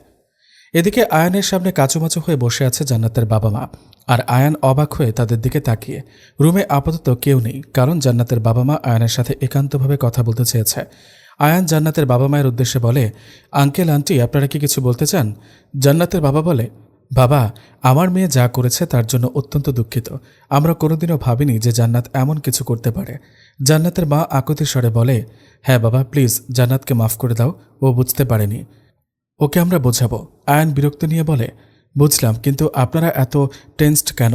আর এতবার মাফ চাওয়ার কিছু নেই। আর কিছু বলার না থাকলে আপনারা আসতে পারেন। আয়ানের কথা শুনে জান্নাতের বাবা আমতা আমতা করে বলে, বাবা, আমাদের আরেকটা কথা বলার ছিল। জি বলুন। যদি তুমি রাজি থাকো তাহলে আমরা তোমার সাথে জান্নাতের বিয়ে দিতে চাই, কারণ আমরা জানি জান্নাত তোমার কাছে প্রকৃত সুখী হবে। আয়ান ওনাদের কথা শুনে বেশ অবাক হয়। আয়ান চোখ বন্ধ করে কিছু একটা ভেবে জান্নাতের বাবা মায়ের উদ্দেশ্যে বলে, সরি আন্টি আঙ্কেল, বাট আমি জান্নাতকে বিয়ে করতে পারবো না, কারণ জান্নাতের ওপর আর বিশ্বাস নেই। কে জানে শেষে দেখা যাবে বিয়ের দিনই আমাকে মেরে ফেলে। আয়ানের কথা শুনে জান্নাতের বাবা মা মাথা নিচু করে ফেলে। আয়ান আবার বলে, মাথা নিচু করবেন না আঙ্কেল আন্টি, এটা আপনাদের মানায় না, কারণ এখানে তো আর আপনাদের কোনো দোষ নেই, দোষ আপনার মেয়ের। আর তাছাড়া আপনার মেয়ে বিগড়ে গেছে, এতে তো আর আপনাদের দোষ নেই, কারণ কোনো বাবা মাই চায় না তার সন্তান খারাপ শিক্ষা গ্রহণ করুক, এবং আপনারাও হয়তো এটা চাননি। আয়ানের কথা শুনে জান্নাতের বাবা মায়ের চোখে পানি এসে পড়ে। জান্নাতের মা মারা যাওয়ার আগে আয়ানের মাথায় হাত বুলিয়ে বলে, তোমার চিন্তাধারা অনেক ভালো বাবা, দোয়া করি অনেক বড় হও জীবনে, আর আরেকবার আমার মেয়েটার কথা একটু ভেবে দেখো, আসি। জান্নাতের বাবা মা চলে যায়। আয়ান তাদের দিকে যাওয়ার দিকে তাকিয়ে থাকে এবং একটা চাপা শ্বাস ফেলে। আজকে ও যে কাজটা করেছে সেটা সঠিক কিনা ভুল তা জানা নেই। জান্নাতের বাবা মা যেতেই আয়ানের মা আয়ানের কাছে এসে বলে, কি বলল তারা? আয়ান বেড়ে হেলান দিয়ে চোখ বুজে বলে, মেয়ের বিয়ের প্রস্তাব নিয়ে এসেছিল। আয়ানের মা উৎসাহ নিয়ে বলে, তুই কি বললি? না করে দিয়েছি। না করলি কেন? মেয়েটা দেখতে শুনতে তো খারাপ না, আর যথেষ্ট বড় ঘরের মেয়ে। আমার পছন্দ হয়নি তাই। আয়ানের আম্মুর কেন যেন আয়ানের কথাটা বিশ্বাস হলো না। তারপরও তিনি ছেলের মাথায় হাত বুলিয়ে বলে, তোর পছন্দ না হলে কি করার, রেস্ট নে তাহলে। আয়ান ছোট করে জবাব দেয়, ডাইনিং রুমে বসেছিল আদ্রের বাবা মা আর তুর্নার মা। তারা আদ্র আর তুর্নার বিয়ের কথা বলছিল। তখনই মায়রা আর আদ্র বাসায় প্রবেশ করে। আদ্রকে দেখে আদ্রর আম্মু মুচকি হেসে বলে, আয়, তোর জন্য অপেক্ষা করছিলাম, কিছু কথা বলার আছে তোকে। আদ্র নিজের শার্টের হাতা গুটিয়ে বলে, আগে আমার কিছু বলার আছে। আচ্ছা বল। আদ্র মায়রার দিকে তাকায়। মায়রা মাথা নিচু করে দাঁড়িয়ে আছে আদ্রিতার পাশে। মায়রার চোখ মুখ ফুলে বেহাল দশা। আদ্র বলে, আমি বিয়ে করেছি। কথাটা শোনা মাত্র পুরো বাড়িতে থমথমে পরিবেশ বিরাজ করে। সবাই অবাক হয়ে আদ্রের দিকে তাকিয়ে আছে। আদ্রের বাবা বলে, কাকে বিয়ে করেছিস তুই? আদ্র মায়রার কাছে গিয়ে মায়রার হাত ধরে সবার সামনে এনে বলে, মায়রাকে। এই কথাটা শোনার পর আরেক দফা শক খায় সবাই। সিঁড়ি দিয়ে আয়ান ফোনে কথা বলতে বলতে নামছিল। এই কথাটা শুনে ওর হাত থেকে ফোন পড়ে যায়। বলতে গেলে সবার অবস্থা বেশ খারাপ। এই কথাটা শুনে আদ্রর আম্মু বলে, বুঝলাম তুই মায়রাকে বিয়ে করেছিস, কিন্তু এভাবে আমাদের সবাইকে না জানিয়ে বিয়ে করলি কেন? আমরা কি না করতাম নাকি? আদ্র ডোন্ট কেয়ার ভাব নিয়ে বলে, আমার ইচ্ছা, এখন তোমরা আমাদের অ্যাকসেপ্ট করবে, নয়তো আমি মায়রাকে নিয়ে বাড়ি ছেড়ে চলে যাব। আদ্রর কথা শুনে আদ্রর বাবা বলে, বাড়ি ছাড়ার কোনো দরকার নেই, আমরা তোমাদের মেনে নিয়েছি। কি বলো আদ্রের মা? আদ্রর আম্মু মাথা নেড়ে বলে, হ্যাঁ। আদ্রর আম্মু অনেক আগে থেকে চাইতেন মায়রাকে আদ্রের বউ হিসেবে। এতদিন বলেনি ফ্যামিলির সম্পর্ক নষ্ট হবে বলে। আদ্রের আম্মু মায়রার কাছে গিয়ে মায়রার গাল ধরে উঁচু করে কপাল একটা চুমু দেয়। তিনি বলেন, আমি অনেক খুশি তুই আমার আদ্রের বউ হলি তাই। আয়ান মায়রার কাছে গিয়ে বলে, মায়রা। মায়রা ভাইকে জড়িয়ে ধরে কান্না করে দেয়। মায়রা বলে, ভাইয়া সরি। আয়ান মায়রার মাথায় হাত বুলিয়ে দিয়ে হালকা হেসে বলে, কাঁদছিস কেন? আমি রাগ করিনি তো। বাসার সবাই কথা বলছে, তার ফাঁকে মায়রা নিজের রুমে চলে যায়। এদিকে রাতের বেলা তুর্না নিজের রুমে জিনিসপত্র ভাঙচুর করছে। রাগে গা কাঁপছে ওর। যখন থেকে তুর্না শুনতে পেরেছে যে আদ্রের সাথে মায়রার বিয়ে হয়ে গেছে, তখন থেকে ওর অবস্থা খারাপ। তুর্না এখন ভেবে পাচ্ছে না তীব্রকে কি জবাব দেবে। তখনই তুর্নার ফোনে তীব্রের কল আসে। তুর্না ফোন রিসিভ করে কাঁপা কাঁপা কণ্ঠে বলে, তীব্র, আদ্রর বিয়ে হয়ে গেছে তাই না? তুর্না অবাক হয়ে তীব্রকে জিজ্ঞেস করে, তুমি কিভাবে জানলে? কামন তুর্না, আমার জানার অনেক মাধ্যম আছে। তীব্র, আম সরি। এখন কি করব? সরি বলার কিছু নেই, ইভেন আমাদের কাজটা আরও সহজ হয়ে গেছে মায়রা আর আদ্রের বিয়ের কারণে। তুর্না তীব্রের কথার মানে বুঝতে পারে না। ও ভ্রুকুচকে বলে, মানে? Just wait and watch. কথাটা বলে তীব্র ফোন কেটে বাঁকা হাসে। এবার বুঝবি তীব্র, কাছের কেউ দূরে সরে গেলে কেমন ফিল হয়। কয়েক মাস পর রুমের এক কোণে দাঁড়িয়ে ভয়ে কাঁপছে মায়রা। মায়রার প্রচুর ভয় হচ্ছে যে প্রতিদিনকার মতো আজকেও যদি মায়রাকে মারে আদ্র। এই কয়েক মাসে অনেক কিছু বদলে গেছে। মায়রা আর আদ্রের লাইফ পুরো নরকে পরিণত হয়েছে, স্পেশালি মায়রার লাইফ। মায়রার শরীরে আদ্রের মায়ের দাগগুলো কালশিটে হয়ে রক্ত জমে আছে। আদ্র প্রত্যেক রাতে ড্রিঙ্ক করে এসে মায়রাকে অমানুষের মতো মারধর করে, যার কারণ জানা নেই মায়রার। কিছু সময় অতিবাহিত হওয়ার পর মায়রা দরজা খোলার শব্দ পায়। মায়রা আস্তে করে মাথা উঠিয়ে দেখে আদ্র দাঁড়িয়ে। ওর এক হাতে ড্রিঙ্কের বোতল আর আরেক হাতে একটা লাঠি, যেটা দিয়ে প্রত্যেকদিন আদ্র মায়রাকে মারে। মায়রা ডুকরে কেঁদে ওঠে। কিছুক্ষণের মাঝেই মায়রার আর্তনাদে আশেপাশের পরিবেশ থমথমে হয়ে যায়। একটা অন্ধকারাচ্ছন্ন বদ্ধ ঘরে অজ্ঞান হয়ে পড়ে আছে আদ্র। এভাবে প্রায় বেশ কয়েক মাস ধরে অজ্ঞান হয়ে আছে ও। কিছু সময় পার হয়ে যাওয়ার পর ওই লোকটি প্রবেশ করে, যে কিনা আদ্রের মতো চেহারা প্লাস্টিক সার্জারি করে হয়েছে এবং আদ্রের মতো কণ্ঠস্বর আওতা করে এতদিন মায়রার ওপর পশুর মতো নির্যাতন করে আসছিল। লোকটি আর কেউ নয়, সে হচ্ছে তীব্র। প্রতিশোধ নেওয়ার জন্য ও উন্মাদ পাগল হয়ে উঠেছে, যে নিজের চেহারা পাল্টাতেও একবারও ভাবেনি তীব্র। তীব্র আদ্রের সামনে গিয়ে পাশে থাকা বালতি থেকে সব পানি আদ্রের উপর ঢেলে দেয়। ধরফড়িয়ে উঠে বসে আদ্র। আদ্রর জ্ঞান ফেরার পর ও মাথা ধরে কিছুক্ষণ বসে থাকে। প্রচণ্ড যন্ত্রণা করছে ওর মাথায়। আদ্র আস্তে করে মাথা উঁচু করে আশপাশের পরিবেশ ব্যাখ্যা করার চেষ্টা করে। আদ্র অতীত মনে করে। মায়রাকে বাসায় দিয়ে আদ্র জরুরি একটা কাজে বাইরে চলে যায়। মাঝ রাস্তায় আসার পর হঠাৎ আদ্র গাড়ির বন্ধ হয়ে যায়। আদ্র বিরক্ত হয়ে গাড়ি থেকে নামবে, তখনই কেউ ওকে শক্ত কিছু দিয়ে মাথায় আঘাত করে। তারপর থেকে ও এখানে অজ্ঞান অবস্থায়। বর্তমানে আদ্র সামনে তাকিয়ে কিছুটা ঘাবড়ে যায়, নিজের মতো চেহারা অন্য কাউকে দেখে। তীব্র বেশ এনজয় করছে আদ্রের এমন অবস্থা। আদ্র চিন্তিত স্বরে বলে, কে আপনি? নিশ্চুপ। কথা কানে জানে নাকি কে আপনি? আর আমি এখানে কি করছি? তীব্রকে চিনিস? তীব্রের নাম আর তীব্রের মতো কণ্ঠস্বর শুনে বেশ ঘাবড়ে যায় আদ্র। কপাল থেকে ফোঁটা ফোঁটা ঘাম গাল বেয়ে চুইয়ে পড়ছে আদ্রের। তীব্র তাচ্ছিল্যের হাসি দিয়ে বলে, কি হলো, ভয় পাচ্ছিস কেন?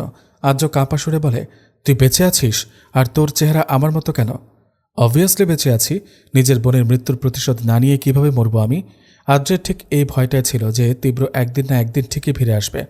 আদ্রের নিজ কপালের ঘাম হাত দিয়ে মুছে নেয় ও তীব্রকে বলে, দেখ তীব্র, তুই ভাবছিস তোর বোন নিজ ইচ্ছায় সুইসাইড করেছে।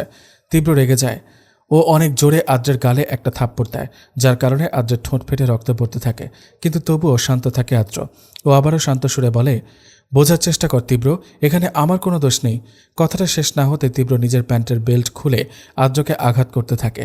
চোখ দিয়ে অশ্রু ঝরছে তীব্রের সাথে আদ্রের, কিন্তু তারা দুজনই নিশ্চুপ। বেডের পাশে পড়ে আছে মায়রা। কাল রাতের মারগুলো বেশ জড়িয়েছিল, যার ফলে মায়ের দাগগুলো থেকে রক্ত চুয়ে চুয়ে পড়ছে ওর। কিন্তু মায়রার ওদিকে কোনো খেয়াল নেই। ও আদ্রের কথা ভাবতে ব্যস্ত। মায়রার এখনও কেন যেন বিশ্বাস হচ্ছে না যে এটাই ওর আদ্র। মায়রা আর আদ্র সেদিনের পর থেকে একটা আলাদা বাসায় থাকে, কারণ আদ্রের ট্রান্সফার হয়েছে। আদ্রের বাবা চেয়েছিল যে ওকে এখানেই রাখতে, কিন্তু অদ্ভুতভাবে আদ্র সেদিন রাজি হয়নি। নতুন বাসায় ওঠার আগে মায়রা অনেক রঙিন স্বপ্ন বুনেছিল, কিন্তু মায়রা তো আর জানতো না যে এই নতুন বাসাটাই ওর জীবনের সব রঙিন স্বপ্নগুলোকে কালো অধ্যায়ে পরিণত করবে। আমেরিকা। রুমের জানলা দিয়ে ব্যস্ত নগরী দেখছে আয়ান। হাতে ধোয়া উড়ন্ত কফি, মাঝে মাঝে আবার কফির মগে চুমুক দিচ্ছে আয়ান। ডাক্তারের বাকি কিছু পড়া কমপ্লিট করতে আয়ান আমেরিকা চলে এসেছে। যদিও ওর ফ্যামিলিকে ছেড়ে আসার কোনো ইচ্ছে ছিল না, কিন্তু পরিস্থিতি বাধ্য করেছে ওকে। হঠাৎ পেছন থেকে একটা মেয়ে এসে আয়ানকে জড়িয়ে ধরে। আয়ান মুচকে হাসি দেয়। ঘুম ভাঙল মহারানীর? মেয়েটা আয়ানকে আরেকটু শক্ত করে জড়িয়ে ধরে বলে, আমাকে আগে ডাকেননি কেন? তোমার ঘুমন্ত চেহারা দেখে কেন যেন ডিস্টার্ব করতে ইচ্ছা হলো না, তাই। মেয়েটি আয়ানকে ছেড়ে দুই হাত দিয়ে চুলগুলোকে খোপা করে নিল। মুগ্ধ দৃষ্টিতে সেই দৃশ্য দেখল আয়ান। মেয়েটি আয়ানকে বলে, মায়া করতে গিয়ে আমার কাজের তো লস করে দিলেন। আয়ান মেয়েটির সামনে গিয়ে গালে টুকুস করে চুমু দিয়ে বলে, মায়া না গো বউ, ভালোবেসে। অনেক ভালোবাসি তোমায়। আমিও অনেক ভালোবাসি, এক সমুদ্র সমান ভালোবাসি। জড়িয়ে ধরে একে অপরকে তারা দুজন। ভালোবাসার রঙে রঙিন হয় আবারও নতুন করে। আচ্ছা, এই মেয়েটাকে সবাই একটু গেস করুন তো। এদিকে আদ্রকে মারার পর ক্লান্ত হয়ে সোফায় বসে পড়ে তীব্র। তীব্র তার একজন লোককে ডেকে ইশারা করে কিছু বলে। তীব্রের ইশারা পাওয়ার পর লোকটি রুমে থাকা টিভি থেকে কিছু ভিডিও অন করে। ভিডিওটা দেখে চোখের পানির বন্যা বয়ে যায় আদ্রের। ভিডিওগুলো ছিল মায়রাকে অত্যাচার করার ভিডিও। আদ্র রেগে তীব্রকে বলে, মায়রাকে কেন এভাবে অত্যাচার করছিস তীব্র? ও কি দোষ করেছে? তীব্র পায়ের উপর পা তুলে বসে ও হাতে থাকা গানটা ঘোরাতে ঘোরাতে বলে, মায়রার দোষ একটাই, ও তোর জীবন, যেমনটা আমার বোন আমার কাছে ছিল। মায়রাকে কষ্ট দিলে তুই এমনিতেই মারা যাবি, তার থেকেও বড় কথা আমার কষ্টের চেয়ে দ্বিগুণ কষ্ট পাবি। মায়রাকে ছেড়ে দে তীব্র, তুই আমাকে মেরে ফেল, কিন্তু ওকে ছেড়ে দে। তীব্র হিংস্র হেসে বলে, দিব তো, আজকেই দিব, সারা জীবনের জন্য ছেড়ে দিব। আজকে তোর সামনে তোর লাইফ লাইনকে মারব, আর তুই শুধু চেয়ে চেয়ে দেখবি। তীব্র চলে যায়। আদ্র পেছন থেকে অনেকবার তীব্রকে আকুতি মিনতি করছে, কিন্তু তীব্র সেটা শুনছে বলে মনে হয় না। আদনান মাহমুদ সহ তার লোকেদেরকে জেলে ভরে বেধড়ক পেটাচ্ছে রোহিত সহ অন্যান্য কয়েকজন পুলিশ। আজ রাজধানীর একটা হোটেল থেকে তাদেরকে ধরা হয়েছে।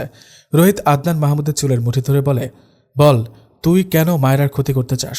কেন বারবার ওর ওপর হামলা করিস? বল। কখনো বলবো না। আদনান মাহমুদের কথাটা বলার সাথে সাথেই তার হাতে গরম শিক দিয়ে ছ্যাঁক দেয় রোহিত। আর্তনাদ করে উঠে আদনান মাহমুদ। তিনি বলেন, বলছি প্লিজ, আর মারবেন না, বল জলদি। আদনান মাহমুদ বলা শুরু করে, মায়রার দাদা আমাকে এতিমখানা থেকে নিয়ে এসে নিজের ছেলের মতো মানুষ করতে থাকেন, কিন্তু দিন যত যাচ্ছিল ততই আমি লোভী হয়ে উঠেছিলাম। তাই মায়রার আম্মু যখন প্রেগনেন্ট ছিল তখন থেকে আমি ষড়যন্ত্র শুরু করি। মায়রার 5 বছর যখন, তখন আমি মায়রাকে দূরে সরিয়ে দিই, আর তখনই আয়ানের বাবা মা মায়রাকে পেয়ে নিজ সন্তানের নামে বড় করতে থাকে। মায়রাকে দূরে সরানোর পর একদিন সুযোগ বুঝে মায়রার বাবা মাকে সরিয়ে দেই দুনিয়া থেকে। কিন্তু মায়রার দাদুকে মারতে পারেনি, কারণ সব সম্পত্তির দলিল তার কাছে ছিল, আর তিনি চাইছিলেন মায়রাকে সব সম্পত্তি দিয়ে দিতে। তাই আমি মায়রাকে মারার প্ল্যান শুরু করি, কিন্তু প্রতিবারই কিভাবে যেন প্ল্যান ফ্লপ হয়ে যেত। তোর প্ল্যান ফ্লপ হতো আদ্রের কারণে। আদনান মাহমুদ অবাক কণ্ঠে জিজ্ঞেস করে, মানে আদ্র বুঝতে পেরেছিল মায়রার সাথে ঘটা অ্যাক্সিডেন্টগুলো কাকতালীয় না, কেউ ইচ্ছে করে করছে। তাই ও আলাদা একটা টিম তৈরি করে মায়রার সেফটির জন্য। রোহিত বাকি পুলিশদের ইশারা করে বেরিয়ে যায়। ওর এখন আদ্রকে খুঁজতে হবে। এদিকে মাইশা ওর সদ্য জন্ম নেওয়া ছেলেকে নিয়ে মেঘের ভর্তি হওয়া হসপিটালের কাছে দাঁড়িয়ে আছে। হাত পা প্রচণ্ড পরিমাণে কাঁপছে মাইশার। মাইশা হসপিটালের রিসেপশন থেকে ইনফরমেশন নিয়ে মেঘের কেবিনের সামনে দাঁড়িয়ে আছে। মেঘের অবস্থা ভালো না বলা চলে। ডাক্তাররা আশা ছেড়ে দিয়েছে। এখন ওষুধ দিয়ে যতটুকু বাঁচিয়ে রাখা যায় ওকে, এতটুকুই মেঘের হায়াত। মেঘের কেবিনে প্রবেশ করে মাইশা মেঘের কাছে গিয়ে মাথায় হাত বোলায়। চোখ দিয়ে পানি পড়ছে ওর। কারো স্পর্শ পেয়ে চোখ খুলে তাকায় মেঘ। মাইশাকে দেখে মেঘের চক্ষু চড়ক গাছে। মাইশা কেঁদে দিয়ে বলে, কেন মিথ্যা বললে আমাকে? একটু ওকে বলা যেত না তুমি অসুস্থ? কেন এত কষ্ট দাও আমায়? কি করেছে আমি, বলো? মেঘ কাঁপা কণ্ঠে বলে, তুমি কষ্ট পাবে তাই আর বলা হয়নি। আর তোমার কষ্ট হচ্ছে না? মেঘ কিছু বলল না। হঠাৎই মাইশার বাচ্চাটা কেঁদে ওঠে। মেঘ চোখ বড় বড় করে মাইশার দিকে তাকায়। মেঘ বলল, মাইশাও আমাদের বাচ্চা? তোমার আর আমার ছেলে। মেঘ নিজের সর্বশক্তি দিয়ে উঠে বসে ছেলেকে কোলে নিয়ে হাজারো চুমু দিতে থাকে। মেঘের কোলে যাওয়া মাত্রই বাচ্চাটা কাঁদা বন্ধ করে দিয়ে হাসতে থাকে। মেঘ বাচ্চাটার দিকে মুগ্ধ নয়নে তাকিয়ে থাকে। মেঘ মাইশার দিকে তাকিয়ে বলে, ও কার মতো হয়েছে? তোমার মতো। সত্যি? আচ্ছা, ওর নাম কি হবে? তুমি ঠিক করো। মেঘ কিছুক্ষণ ভেবে বলে, শ্রাবণ। মেঘ নামটা উচ্চারণ করার পরপরই হেসে ওঠে ওদের ছেলে। হঠাৎই মেঘের শ্বাস নিতে কষ্ট হতে থাকে। মাইশা অস্থির হয়ে ডাক্তারকে ডাকতে যাবে, তখনই মেঘ মাইশার হাত ধরে বলে, আমার সময় শেষ মাইশা, তুমি আমাদের ছেলেটাকে মানুষের মতো মানুষ করো। ভালোবাসি মাইশা। মেঘ কথাটা বলার পর আজীবনের জন্য চুপ হয়ে যায়। পৃথিবীর মায়া ত্যাগ করে চলে যায় বহু দূর। মাইশা নিস্তব্ধ হয়ে গেছে। এদিকে আয়ানের বিয়ে হয়েছে আজ 6 মাস হলো। আয়ান বিয়েটা করতে রাজি ছিল না, কিন্তু ওর ফ্যামিলি বেশ জোর করে ওকে বিয়ে করায়। এতক্ষণ তার সাথে খুনসুটি করছিল আয়ান না চাইতেই নোরাকে ভালোবাসতে বাধ্য। আয়ানের ভাবনার মাঝে এটা কখনোই ছিল না যে ও কখনো জান্নাতকে ছাড়া অন্য কাউকে ভালোবাসতে পারবে, কিন্তু নোরা সেই অসম্ভবকে সম্ভব করে দিয়েছে। নিজের ভালোবাসার জালে আবদ্ধ করেছে আয়ানকে। রোহিত আদ্রকে খুঁজতে খুঁজতে ঠিক ওই জায়গাটিতে পৌঁছে যায় যেখানে আদ্রকে আটকে রেখেছিল তীব্র। রোহিত রুমের দরজা খোলা মাত্রই আদ্র এসে জড়িয়ে ধরে রোহিতকে। আদ্র বলে, একদম ঠিক সময় এসেছিস, আমার এই মুহূর্তে তোরই প্রয়োজন ছিল। আদ্র, তুই এখানে কেন? তীব্র আমাকে আটকে রেখেছিল। তীব্র তোর ওই ছোটবেলার ফ্রেন্ড? ও তোকে আটকাবে কেন? তীব্রের বোন তুবা, ও আমাকে ভালোবাসত, কিন্তু আমি ওকে পছন্দ করতাম না। এই সামান্য কারণে তুবা সুইসাইড করে, আর তীব্রের মতে আমার কারণে তুবা মারা গেছে। আমি ওকে মেরে ফেলেছি, তাই ও প্রতিশোধ নিতে চায়। তীব্র ওর বোনকে ওর জীবন, ওর বাবা মায়ের থেকেও বেশি ভালোবাসে। আদ্র এতটুকু বলেই দৌড়ে বেরিয়ে যায়। রোহিত পেছন থেকে আদ্রকে ডেকেছিল, কিন্তু ও না শুনে গাড়ি নিয়ে বেরিয়ে যায় ওখান থেকে। তীব্রর হাতে একটা তলোয়ার। ও বেশ যত্ন করে তুলে রেখেছিল, নিজের বোনের মৃত্যুর প্রতিশোধ নিবে এটা দিয়ে। তাই তীব্র তলোয়ারটা নিয়ে মায়রা রুমের দিকে এগিয়ে যায়। রুমে ঢোকা মাত্রই মায়রাকে দেখে বাঁকা হাসি দেয় তীব্র। তীব্রের হাতে তলোয়ার দেখে অনেক অবাক হয় মায়রা। ও অবাক হয়ে বলল, আপনার হাতে ওটা? তোমাকে মারার জন্য, আমার প্রতিশোধ পূরণ করব আজ। মায়রা খেয়াল করে তীব্রের গলার স্বর অন্যরকম। ও কাঁপা কণ্ঠে বলে, কে আপনি? আপনি আদ্র না অন্য কেউ? আপনার চেহারা আজের মতো কেন? তীব্র সব কিছু খুলে বলে মায়রাকে। সবকিছু শোনার পর মায়রা অবাক হয়ে তাকিয়ে আছে তীব্রের দিকে। মায়রা পালাতে যাবে তার আগেই তীব্র ওকে ধরে ওর পেটে ছুরি ঢুকিয়ে দেয়। 5 বার ছুরিকাঘাত করার পর আদ্র এসে তীব্রের হাতে গুলি করে দেয়। মাটিতে লুটিয়ে পড়ে মায়রা। পেছন থেকে রোহিত এসে তীব্রকে ধরে নিয়ে যায়। আদ্র জলদি করে মায়রার কাছে গিয়ে মায়রার মাথা নিজের কোলে নেয়। আদ্র কান্না করে বলে, মায়রা তোমার কিচ্ছু হবে না, দেখো হসপিটালে নিয়ে গেলেই তুমি ঠিক হয়ে যাবে। মায়রা অনেক কষ্ট করে কাঁপা কণ্ঠে বলে, পৃথিবীতে থাকার সময় শেষ আমার আদ্র। আমি আর আপনার সাথে থাকতে পারবো না, আপনার বাচ্চার মা হতে পারবো না, আপনার অতিরিক্ত চাও হতে পারবো না। ভালোবাসি আদ্র, খুব ভালোবাসি। কখনো ভুলবেন না তো আমায়?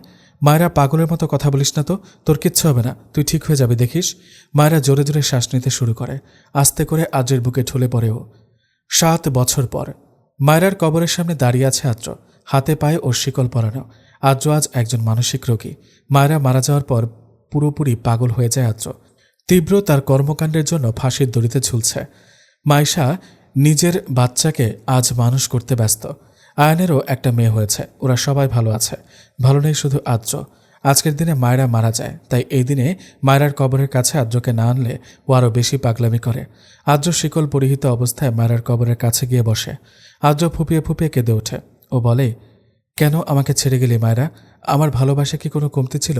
এত স্বার্থপর কেন তুই? তোকে এত ভালোবাসা দেওয়ার পরও চলে গেলি। আদ্র একটু থামে, তারপর আবার বলে, ভালোবাসি মায়াপুরী, অনেক ভালোবাসি। একবার ফিরে আয়। কেন বুঝিস না মায়াপুরী? অতিরিক্ত চাই তোকে। একবার ফিরে আয় মায়াপুরী। কাঁদতে থাকে আদ্র। ওর সাথে আসা ডাক্তাররাও কাঁদে। যদি ভালো লেগে থাকে অবশ্যই গল্পটিতে লাইক দিবেন, কমেন্ট করবেন, শেয়ার করবেন এবং অবশ্যই সাবস্ক্রাইব করবেন।